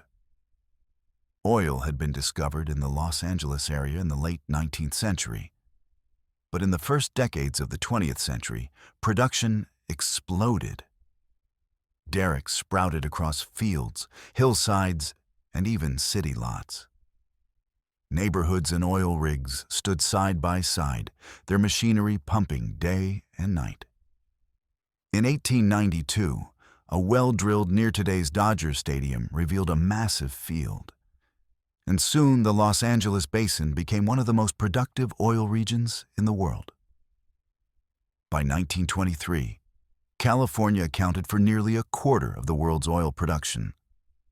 Entire fortunes were made overnight, and the region's economy boomed. Oil transformed Los Angeles from a dusty town into a modern city, funding new roads, utilities, and industries. It also drew waves of migrants, workers who came seeking jobs in the oil fields or opportunities in the rapidly expanding urban economy. The image of Southern California as a land of endless opportunity was strengthened by this subterranean wealth. Even as derricks scarred the landscape and spills fouled the soil. Oil not only fueled California's growth, but also powered America's rise as a modern industrial nation. The petroleum flowing from Los Angeles fields filled the tanks of automobiles, lit homes, and fed the growing appetite for energy. California, once dependent on cattle, wheat, and fruit, was now tied to one of the most powerful commodities of the new century. The boom had its dark sides: pollution, corruption, and battles over land rights. But it cemented Southern California as a place where fortunes could be made and cities could rise almost overnight. And as oil derricks rose against the horizon, another industry was quietly planting roots in Southern California, an industry that would shape not just California's image, but the imagination of the entire world. At the dawn of the 20th century, filmmakers were searching for places to make their movies. The East Coast, where the motion picture industry had begun, was hampered by weather, short daylight hours, and the legal battles of patent holders who controlled film technology. California, by contrast, offered clear skies, long days of sunlight, and a variety of landscapes within a short distance: beaches, deserts, mountains, and city streets. The small community of Hollywood, then a suburb of Los Angeles surrounded by orange groves and farmland, became the unlikely capital of this new industry. Studios were established in the 1910s, and soon cameras were rolling in fields and backlots. Silent films with melodramatic plots and daring stunts drew audiences in growing numbers. Actors who once went unrecognized became stars, their faces known across the nation. Names like Charlie Chaplin, Mary Pickford, and Douglas Fairbanks filled theaters, and movie palaces rose to accommodate the crowds. Hollywood's rise was astonishing. By the 1920s, it was the center of the global film industry. Movies made in California were shown in New York, Paris, London, and Tokyo. The glamour of Hollywood, the stars, the premieres, the sense of magic, added a new layer to California's identity. It was no longer only the land of gold, or fertile valleys, or oil derricks. It was the land of dreams, where fantasies were created on screen and exported to the world. The influence of Hollywood extended beyond entertainment. It shaped fashion, language, and even politics. The stories told on screen offered visions of love, heroism, comedy, and tragedy that resonated with millions. For immigrants arriving in America, films offered a window into American culture. For people abroad, Hollywood defined what they thought America was. The California sunshine, the palm trees, the glamour of stars. These became symbols as powerful as any gold nugget or oil well. Yet behind the glitter lay hardship and control. Studios maintained strict contracts over actors, controlling their images and personal lives. Filmmakers worked long hours, and scandals often lurked behind the carefully crafted publicity. But the allure of Hollywood was irresistible. Young men and women from across the nation flocked to Los Angeles, hoping to be discovered, chasing a dream that was real for only a few but intoxicating for many. By the early 20th century, California carried multiple identities at once. To some, it was the land of resilience, where San Francisco had risen from the ashes of disaster. To others, it was the land of industry, where oil fields turned dusty plains into bustling cities. And to millions around the world, it was the land of Hollywood dreams, where stories came alive on the silver screen. Together, these forces reshaped California, giving it an image unlike any other place in the Union. The earthquake had shown its vulnerability, oil had shown its wealth, and Hollywood had shown its imagination. Each force pulled in a different direction, yet together they made California what it was becoming. A place where disaster could lead to rebirth, where the ground itself could make fortunes, and where fantasy could be turned into reality. California's journey from missions and ranchos to railroads and oil rigs had been rapid, almost dizzying. And as the 20th century unfolded, its role as a land of opportunity would only deepen. But already, the contours of its modern identity were clear. It was a place where people came to seek something greater, whether gold in the rivers, oil in the ground, or stardom beneath the Hollywood sign. And while not all would find what they sought, the promise of California kept drawing them in, wave after wave, to a land that seemed always ready to reinvent itself. Chapter 10: Depression, Dust, and War. By the 1920s, California's image seemed brighter than ever.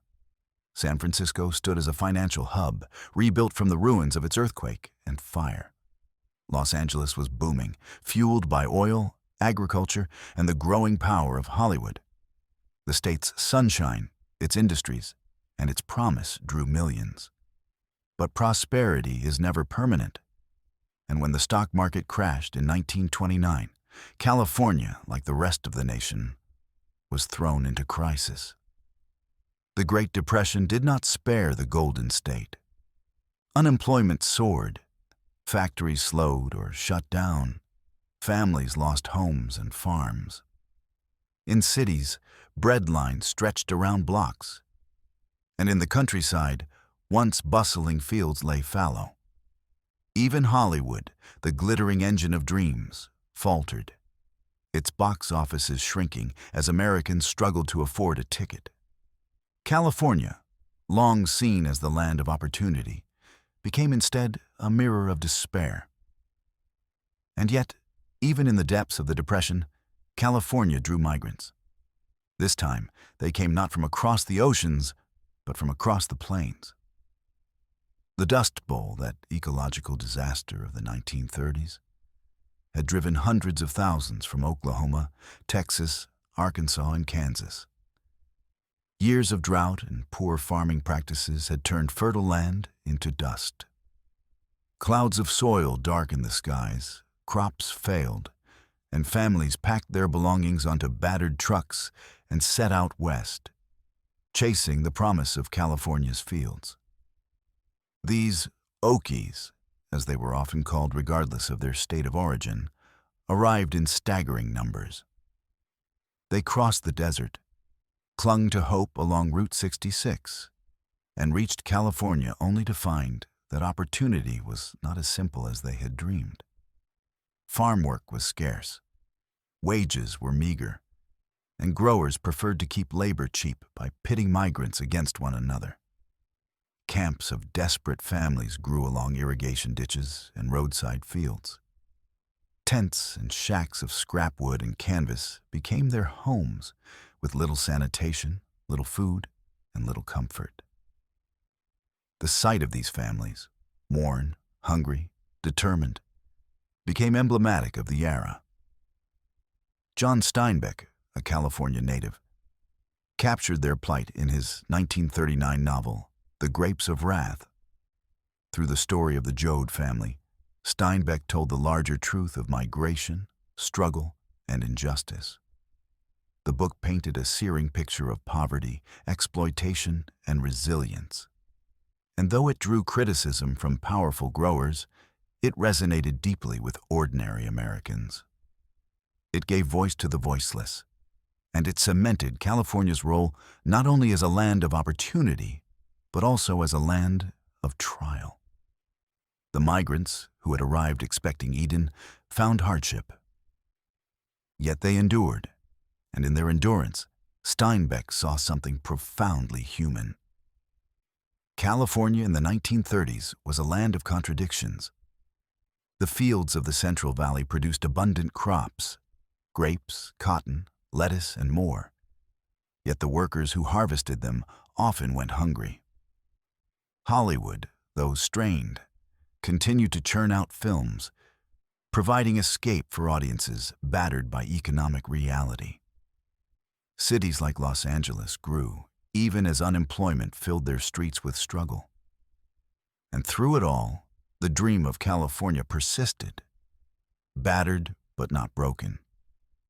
The Depression years tested California, but they also prepared it for what was to come. When World War II erupted, first in Europe and then across the Pacific, California found itself suddenly at the center of global conflict. The very qualities that had made it a land of opportunity, its ports, its factories, its wide open spaces, now made it essential to the war effort. Shipyards sprang to life in San Francisco, Oakland, and Richmond. Workers by the tens of thousands poured in, welding steel, hammering rivets, and launching vessels to carry men and supplies across the oceans. Richmond alone, under the management of Henry Kaiser, became one of the greatest shipbuilding centers in the world, turning out Liberty ships with astonishing speed. Entire neighborhoods grew up overnight to house the workers, many of whom had come from the South and Midwest in search of wartime jobs. In Southern California, aircraft factories hummed day and night. Companies like Lockheed, Douglas, and North American Aviation expanded massively, producing bombers, fighters, and transports. Airfields dotted the region, training pilots and testing new designs. The blue skies above Los Angeles once the backdrop for Hollywood fantasies, now filled with the roar of engines bound for war. The influx of wartime industry transformed California's cities. Los Angeles swelled, its population surging as workers and their families arrived from across the country. Women entered the workforce in unprecedented numbers, their hands guiding welders and machinery, their figures immortalized in the image of Rosie the Riveter. African Americans migrated from the South, drawn by the promise of jobs, and though they encountered discrimination, they also planted communities that would shape the state's future. California, already diverse, became even more so. Its population a tapestry of regions and backgrounds drawn together by the war. Military power also anchored itself in California.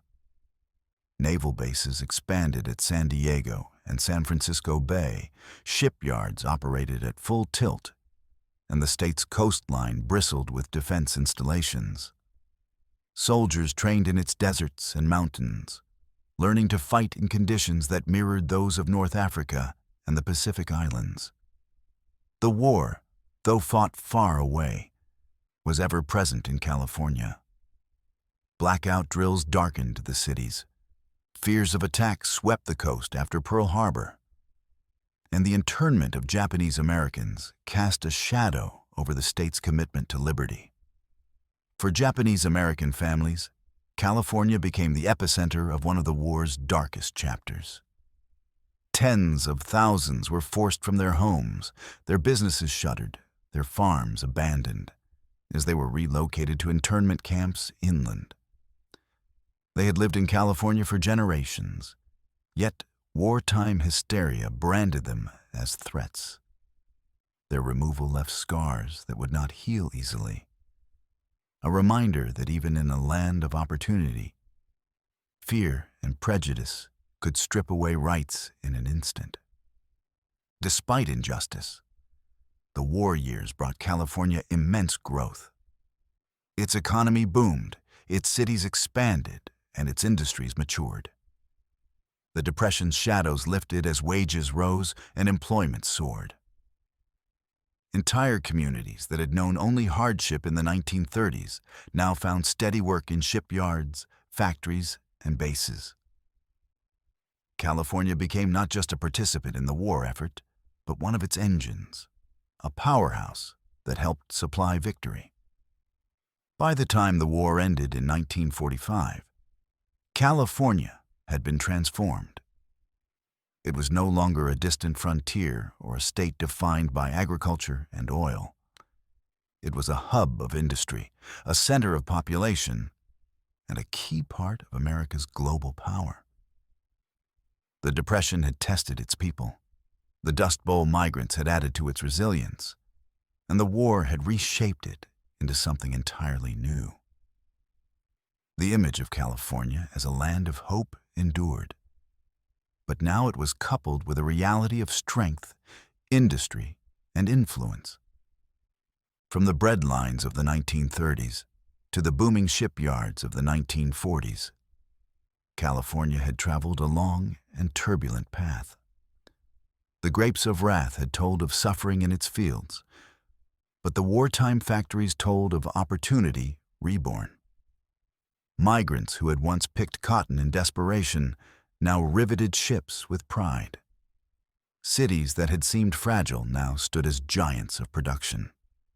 And as the guns of war fell silent, California looked toward the future with a new identity, forged in struggle and triumph, ready to take its place not only as a land of dreams, but as a cornerstone of the American century.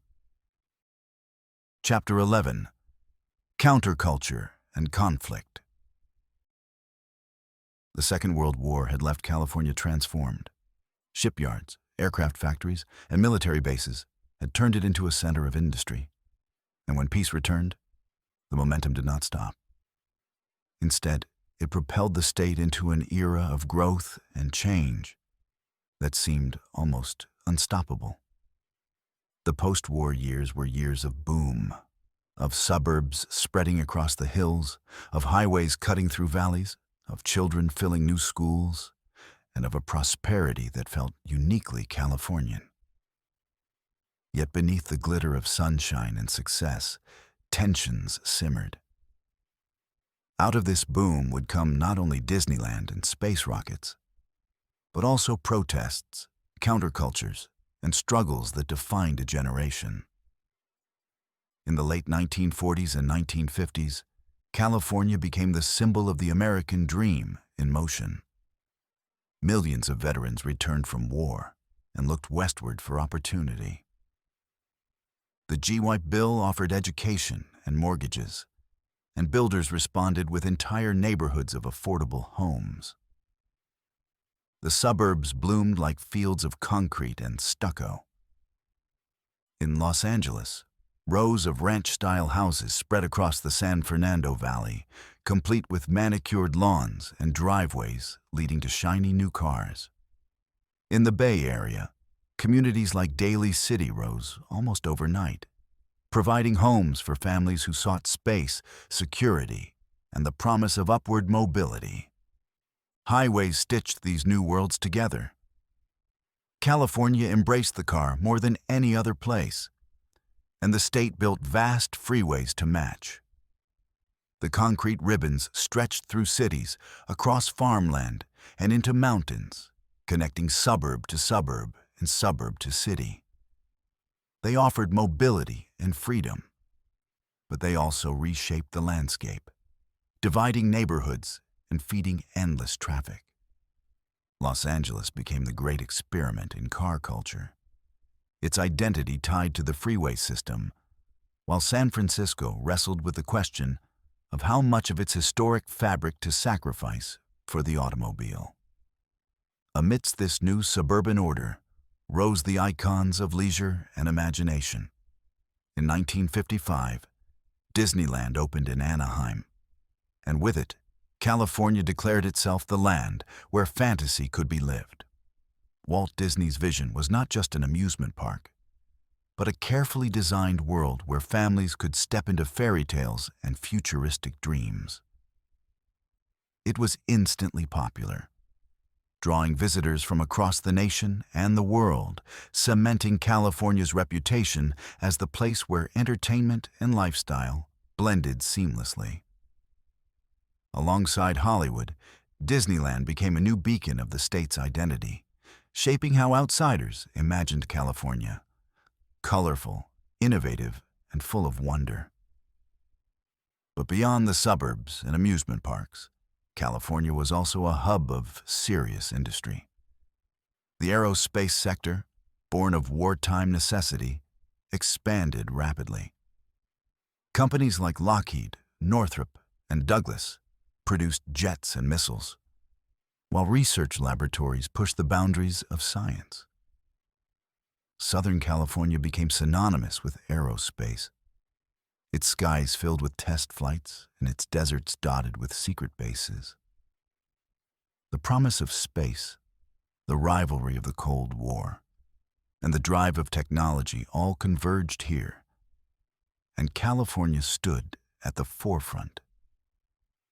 Jobs were plentiful, and the state's economy thrived on the mixture of defense contracts and innovation. Yet the very prosperity that defined California also created divisions. Suburban growth often excluded minorities through restrictive covenants and informal barriers. African Americans who had migrated west during the war found themselves confined to certain neighborhoods, their opportunities limited despite the rhetoric of equality.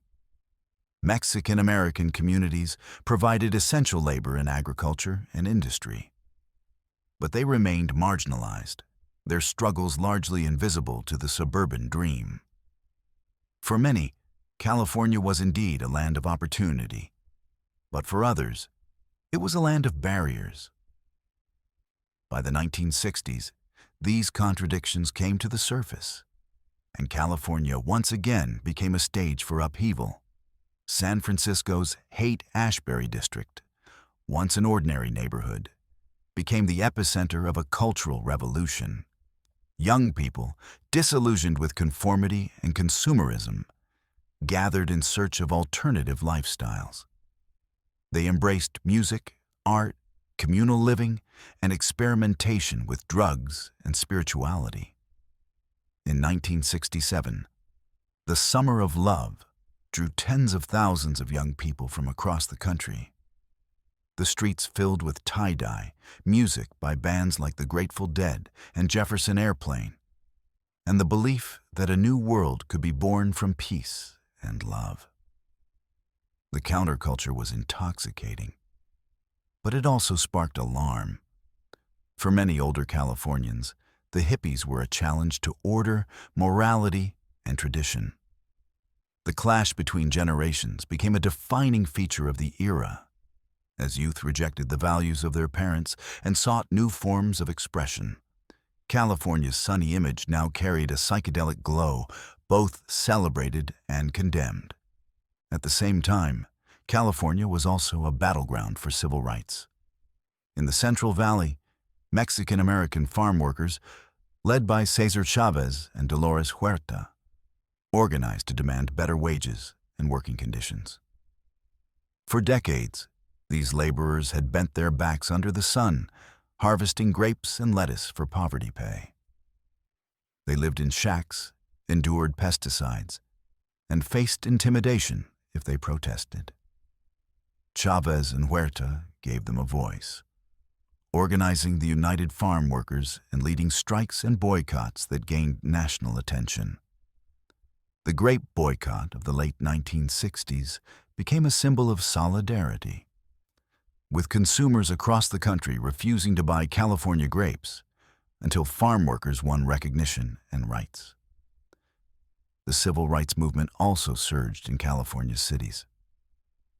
African American communities in Los Angeles demanded equal housing, schools, and jobs. Tensions erupted in 1965 with the Watts Rebellion, a 6-day explosion of anger and violence sparked by a clash with police, but rooted in decades of discrimination. Buildings burned, lives were lost, and the nation watched as Los Angeles became a symbol of both hope and despair in the fight for justice. The event revealed that beneath California's glossy exterior lay deep racial fault lines. Universities, too, became centers of conflict. The University of California at Berkeley was ground zero for the free speech movement in 1964. Students protested against restrictions on political activity, demanding the right to organize, speak, and challenge authority. Their demonstrations captured national attention, inspiring activism across the country. The campus became a laboratory of dissent, where debates over civil rights, academic freedom, and democracy played out in marches, sit-ins, and arrests. As the 1960s progressed, the war in Vietnam brought a new wave of protests. California, with its universities and its youth culture, became a hotbed of anti-war activism. Students marched through Berkeley and San Francisco, chanting against the draft and the war. Musicians lent their voices, transforming concerts into political statements. Draft cards were burned, police clashed with demonstrators, and campuses became battlegrounds of ideology. For many young Californians, the war was not a distant conflict, but a personal crisis, threatening to pull them into a struggle they opposed. The clash over Vietnam reflected a broader conflict over authority and identity. California, once a symbol of the American dream, now stood as a stage for its discontent. The suburbs, the highways, and Disneyland still gleamed, but they shared the landscape with protests, boycotts, and rebellions. The aerospace factories built machines of war, even as students denounced the wars they fought. The same freeways that carried families to amusement parks also carried marchers to demonstrations. By the end of the 1960s, California had become a paradox. It was the land of prosperity and innovation, of Hollywood and sunshine, but also the land of upheaval, dissent, and cultural revolution. The summer of love had promised peace, but the reality was often conflict. The civil rights struggles had won recognition, but at great cost. The war protests had shown the power of youth, but also the deep divisions of a society at odds with itself. California's story in these years was the story of America itself, magnified by the state's size, diversity, and visibility. It was a place where the post-war dream flourished in suburbs and amusement parks, but also where that dream was questioned, challenged, and remade. The Golden State carried both the optimism of opportunity and the turbulence of transformation, a land forever reinventing itself, sometimes in harmony, sometimes in strife. The boom had brought growth, the counterculture had brought rebellion, and the protests had brought confrontation. California in the 1960s was not a quiet paradise, but a crucible, where the forces shaping modern America collided under the same sun. Out of that crucible, a new identity was emerging, one that would define the state for decades to come. Chapter 12: Silicon Valley and the New California. The turbulence of the 1960s left California with a new identity. It was no longer just the land of gold, farms, or even Hollywood. It was the stage on which America's biggest questions were fought: prosperity and inequality, tradition and rebellion, war and peace. As the state entered the 1970s, it seemed both exhausted and energized, ready to reinvent itself once again. And it did so in ways no one could have predicted. Out of suburban garages and university labs, California birthed a new revolution, not in agriculture, oil, or film, but in technology. The seeds had been planted decades earlier. In Palo Alto, near Stanford University, two young engineers named Bill Hewlett and Dave Packard had started a small company in a garage in 1939. They built electronic instruments, guided by the mentorship of Stanford professor Frederick Terman, who believed that the area south of San Francisco Bay could become a center of innovation. Hewlett-Packard grew steadily, producing oscillators and other devices. But its true significance lay in what it represented: the birth of Silicon Valley. Through the 1950s and 1960s, defense contracts and research funding nourished a cluster of electronics firms around the Bay Area. Transistors and microchips, pioneered by companies like Fairchild Semiconductor, laid the groundwork for a digital age. Engineers and scientists, many of them immigrants, filled the labs, their work invisible to most Americans, but essential to the computers, missiles, and satellites of the Cold War. The orchards of the Santa Clara Valley began to vanish, replaced by office parks and laboratories. By the 1970s and 1980s, this transformation accelerated. Personal computers, once the realm of science fiction, began to appear. In Cupertino, two young men, Steve Jobs and Steve Wozniak, built a machine in their garage that would become the Apple computer. Apple's vision was simple yet radical: a computer for the home, a tool not only for scientists and corporations, but for ordinary people. The sleek design, the user-friendly interface, and the bold marketing captured imaginations. Soon, Apple was joined by other companies, each pushing the frontier of what was possible. The rise of Silicon Valley redefined California. No longer just the state of agriculture and aerospace, it became the state of chips and code. The valley's name itself, drawn from the silicon used in microchips, became shorthand for innovation. Venture capitalists on Sand Hill Road gambled fortunes on startups, knowing that one success could outweigh a dozen failures.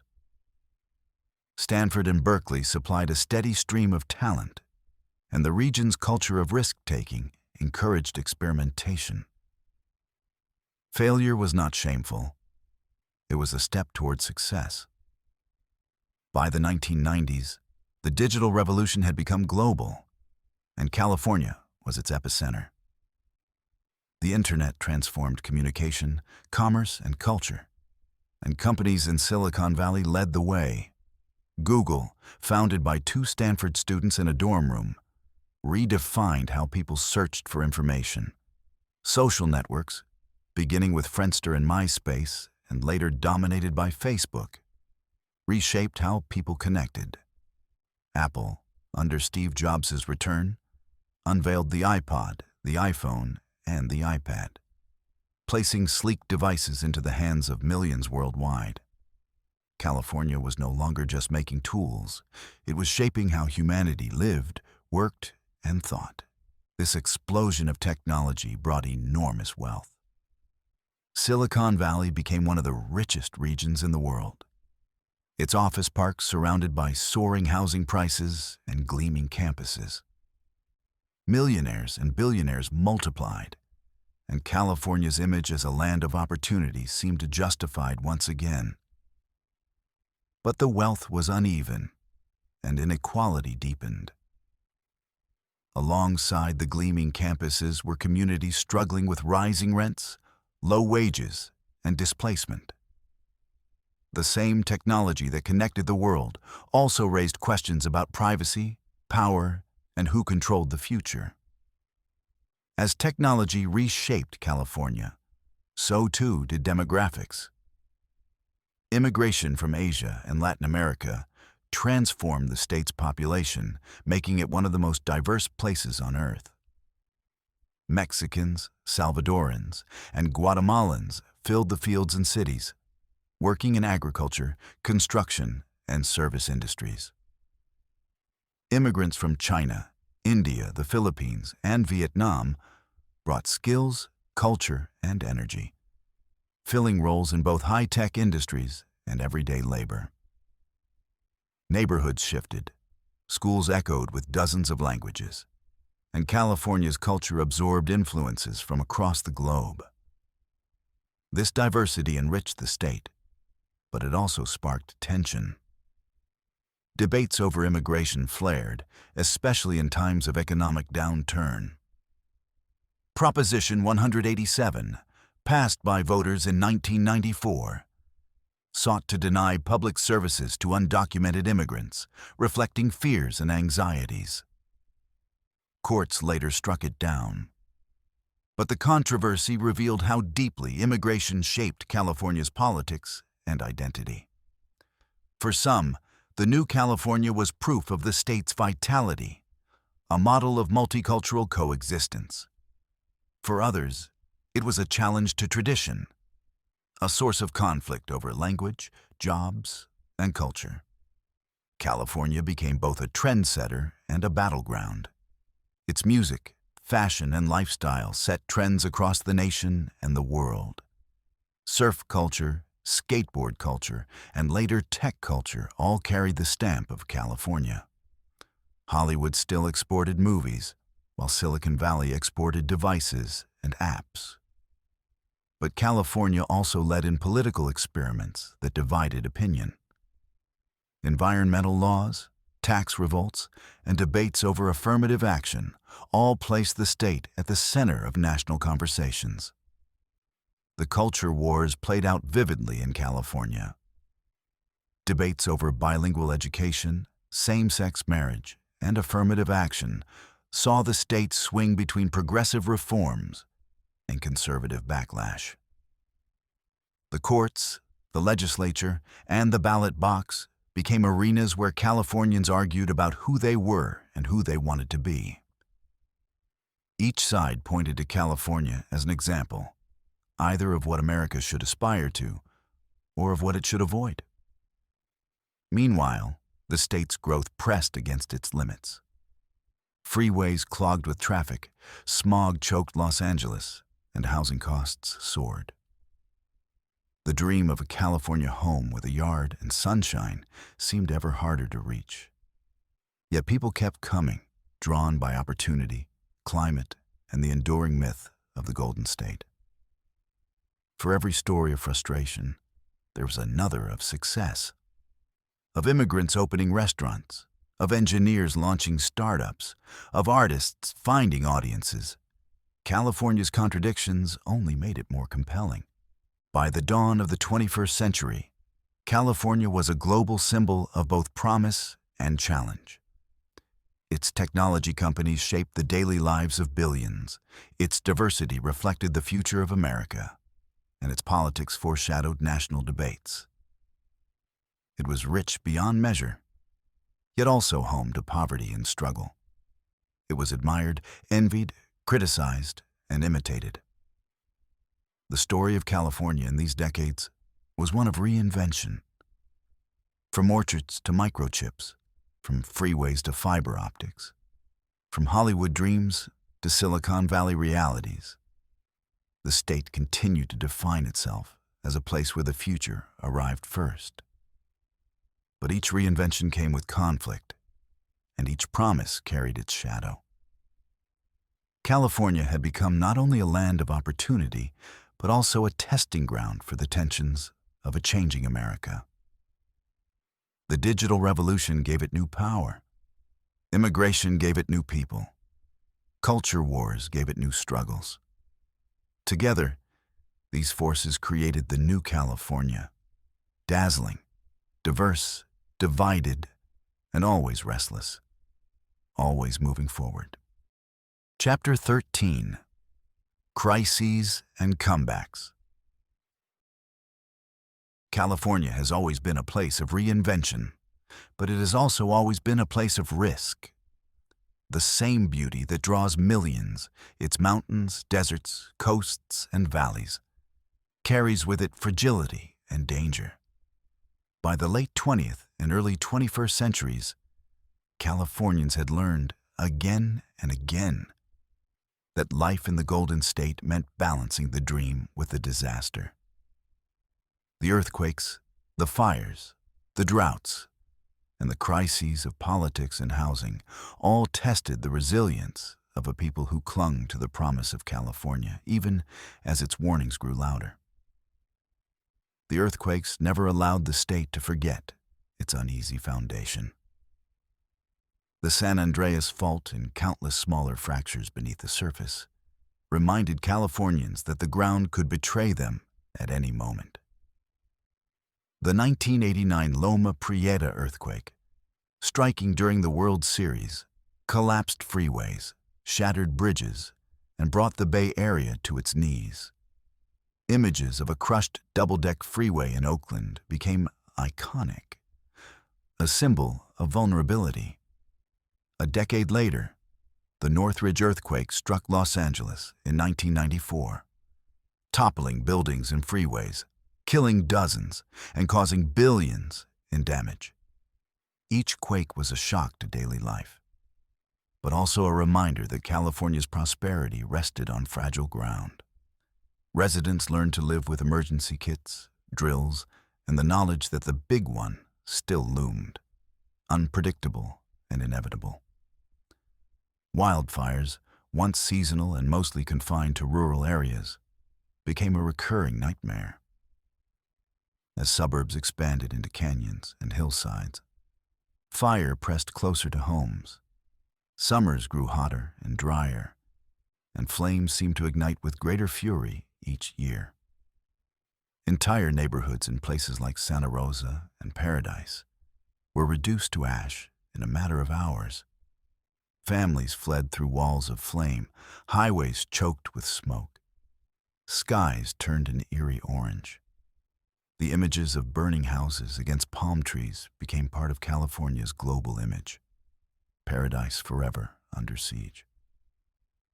Firefighters, working with courage, battled the blazes, but each year seemed to bring new records for destruction. For Californians, the fire season was no longer just a season. it was a way of life.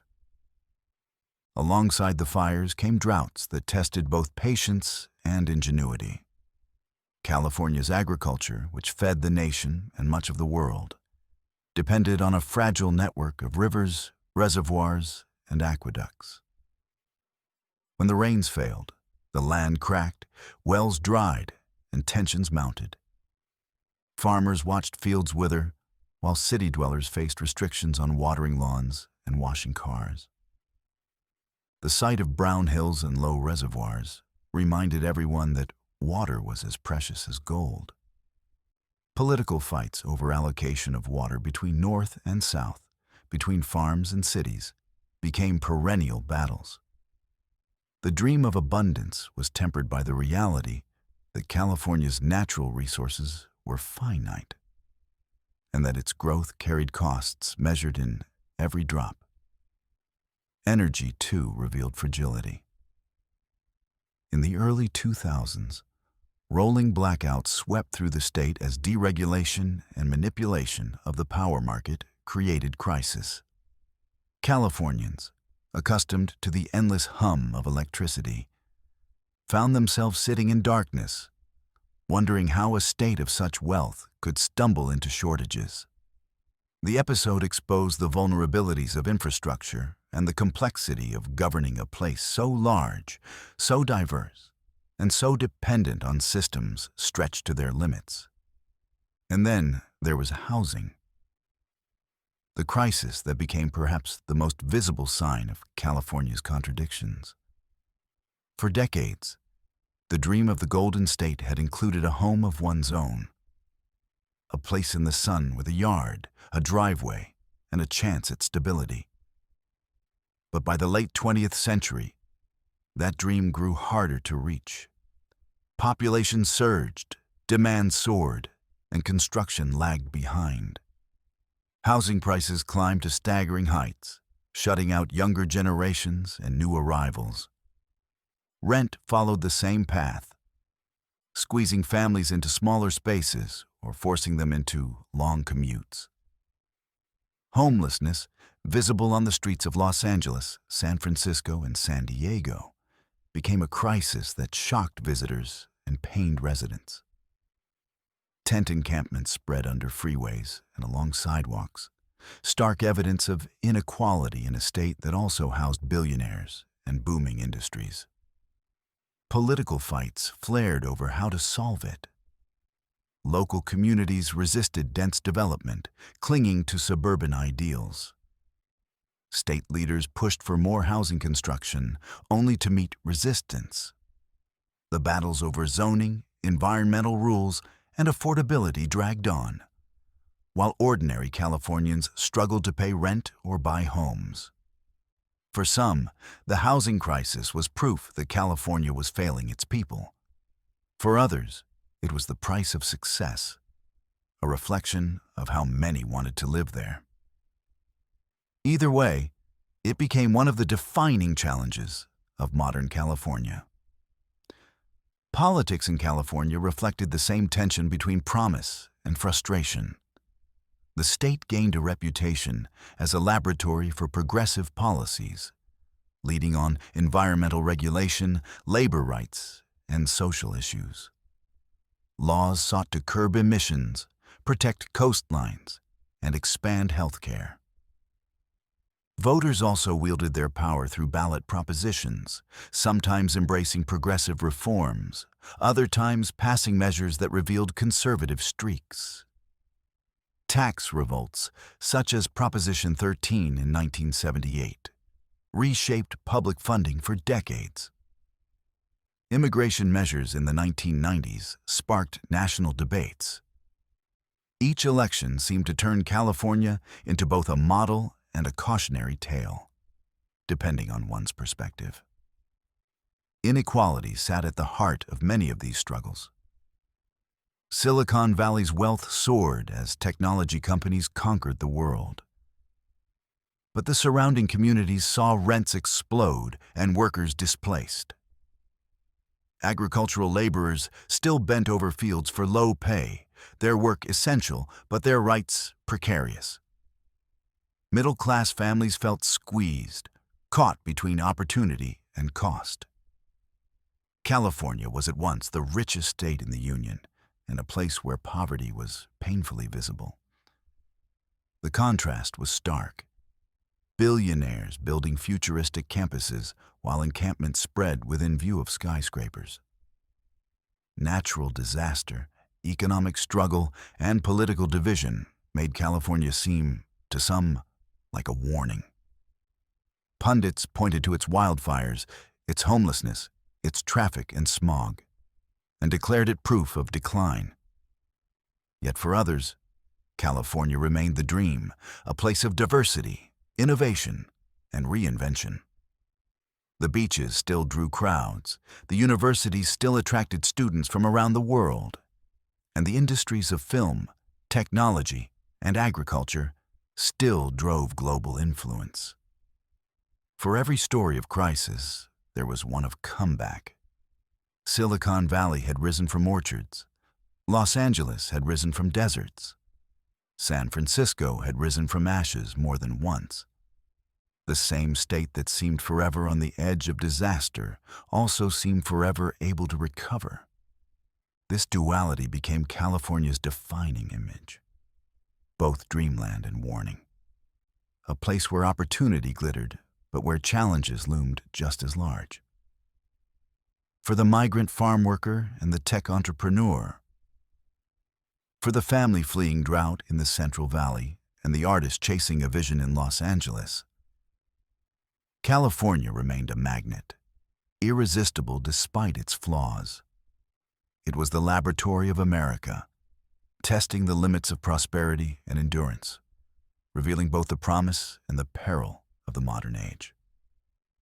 In the end, California's crises and comebacks were inseparable. The earthquakes shook it, but it rebuilt. The fires burned it, but communities rose from the ashes. The droughts parched it, but innovation sought new ways to save water. The blackouts revealed fragility, but also spurred debates on renewable energy.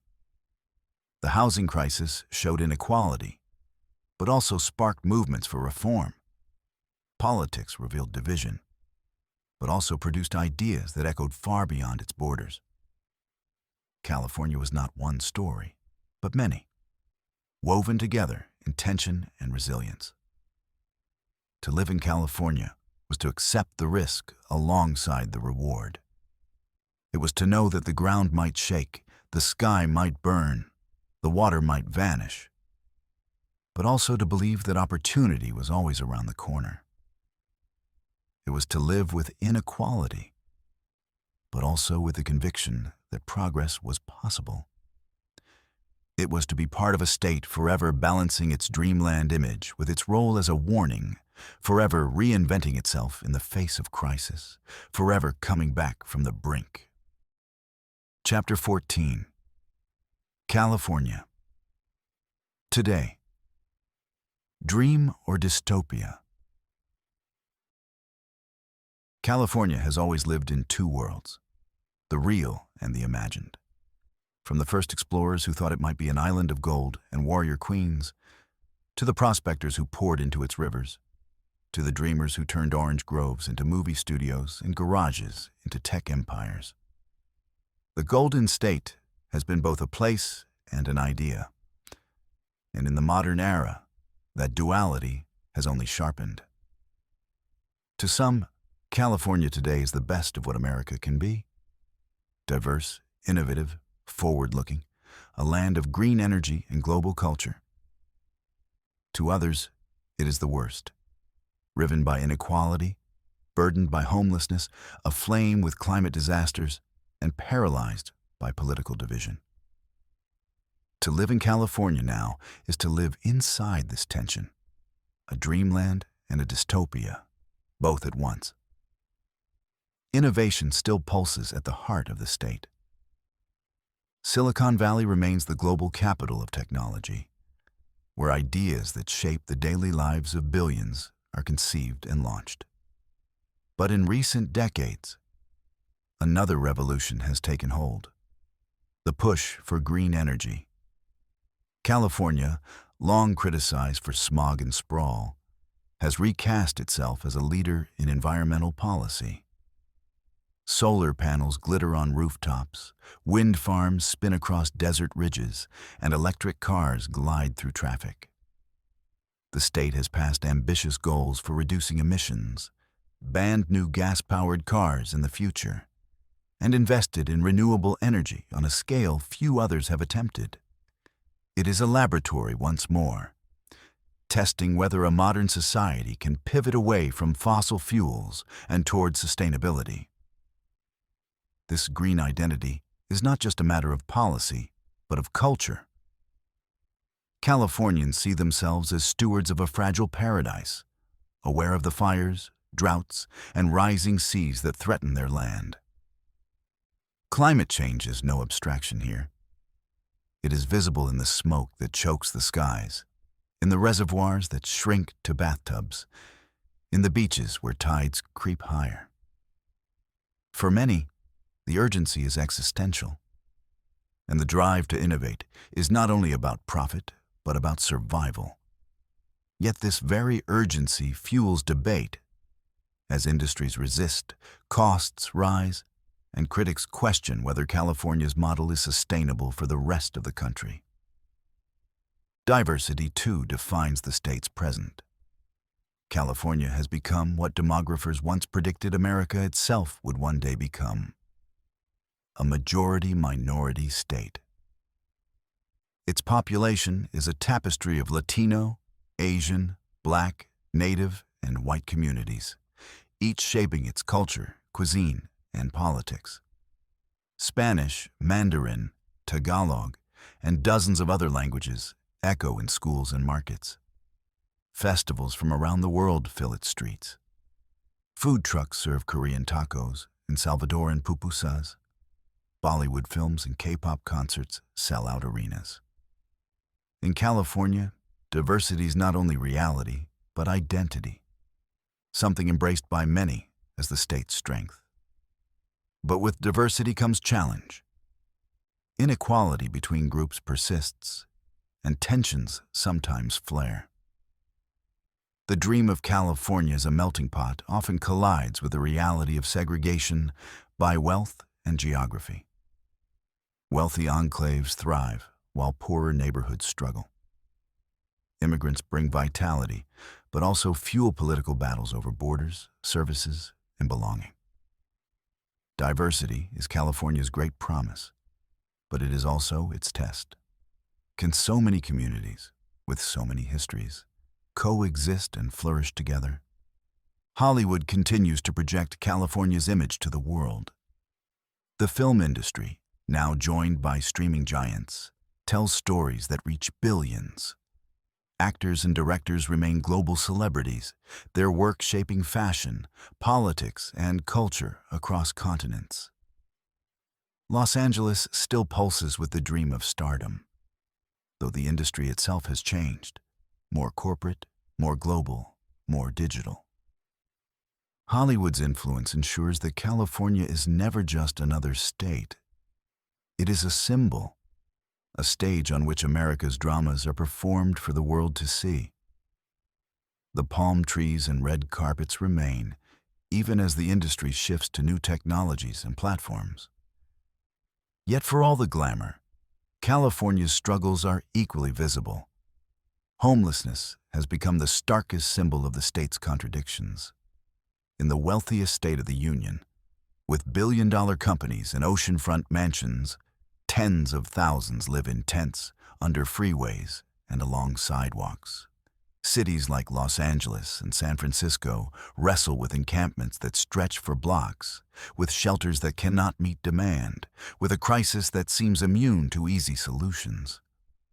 For those who pass by each day, the sight is both heartbreaking and unsettling, a reminder that the dream has left many behind.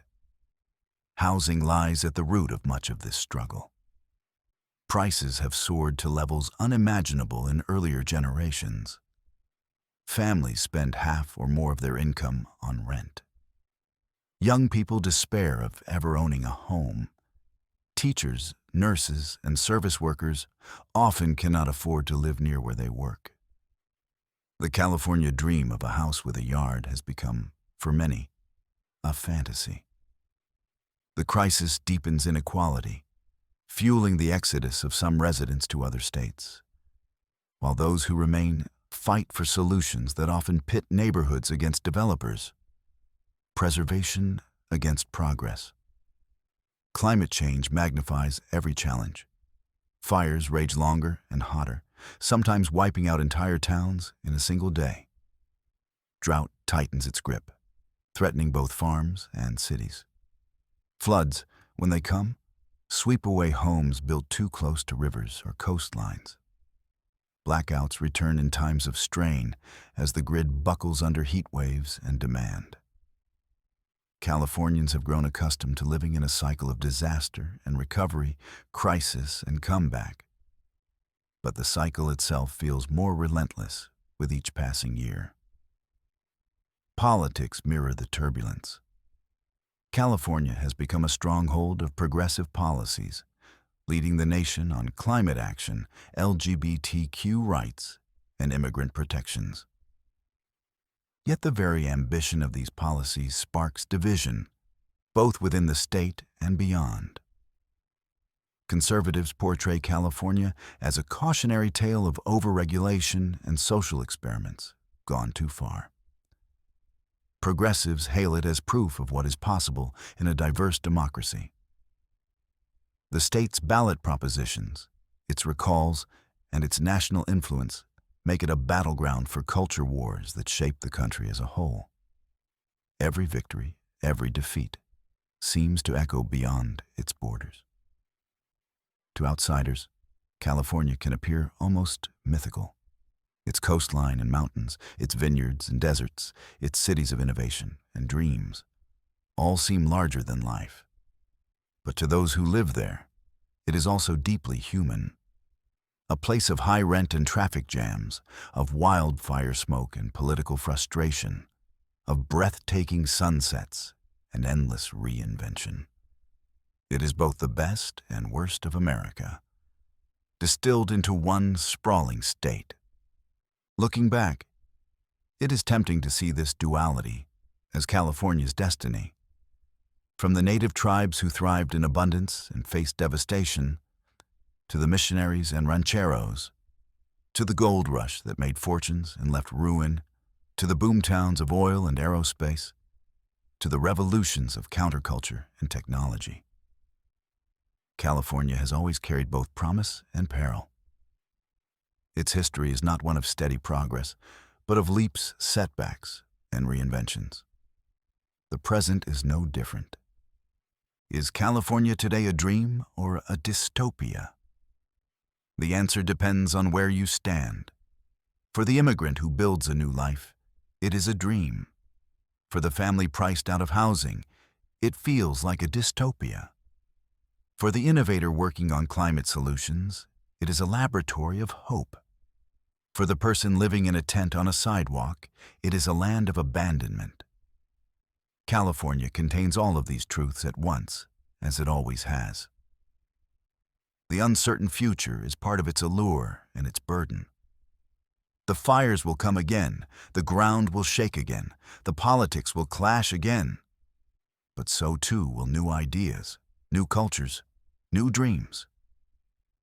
California's story has never been one of certainty. It has been one of constant reinvention, born of both beauty and crisis. To understand California today is to see not just its struggles or its triumphs, but the way the two are woven together, inseparable. And perhaps that is the lesson of California's long history, that paradise is never simple, that opportunity is never without cost, and that the line between dreamland and warning is thinner here than anywhere else. In the sunshine and the smoke, in the wealth and the poverty, in the diversity and the division, California continues to embody the contradictions of America itself. Whether it is the dream or the dystopia depends on how you see it, but it will always be both.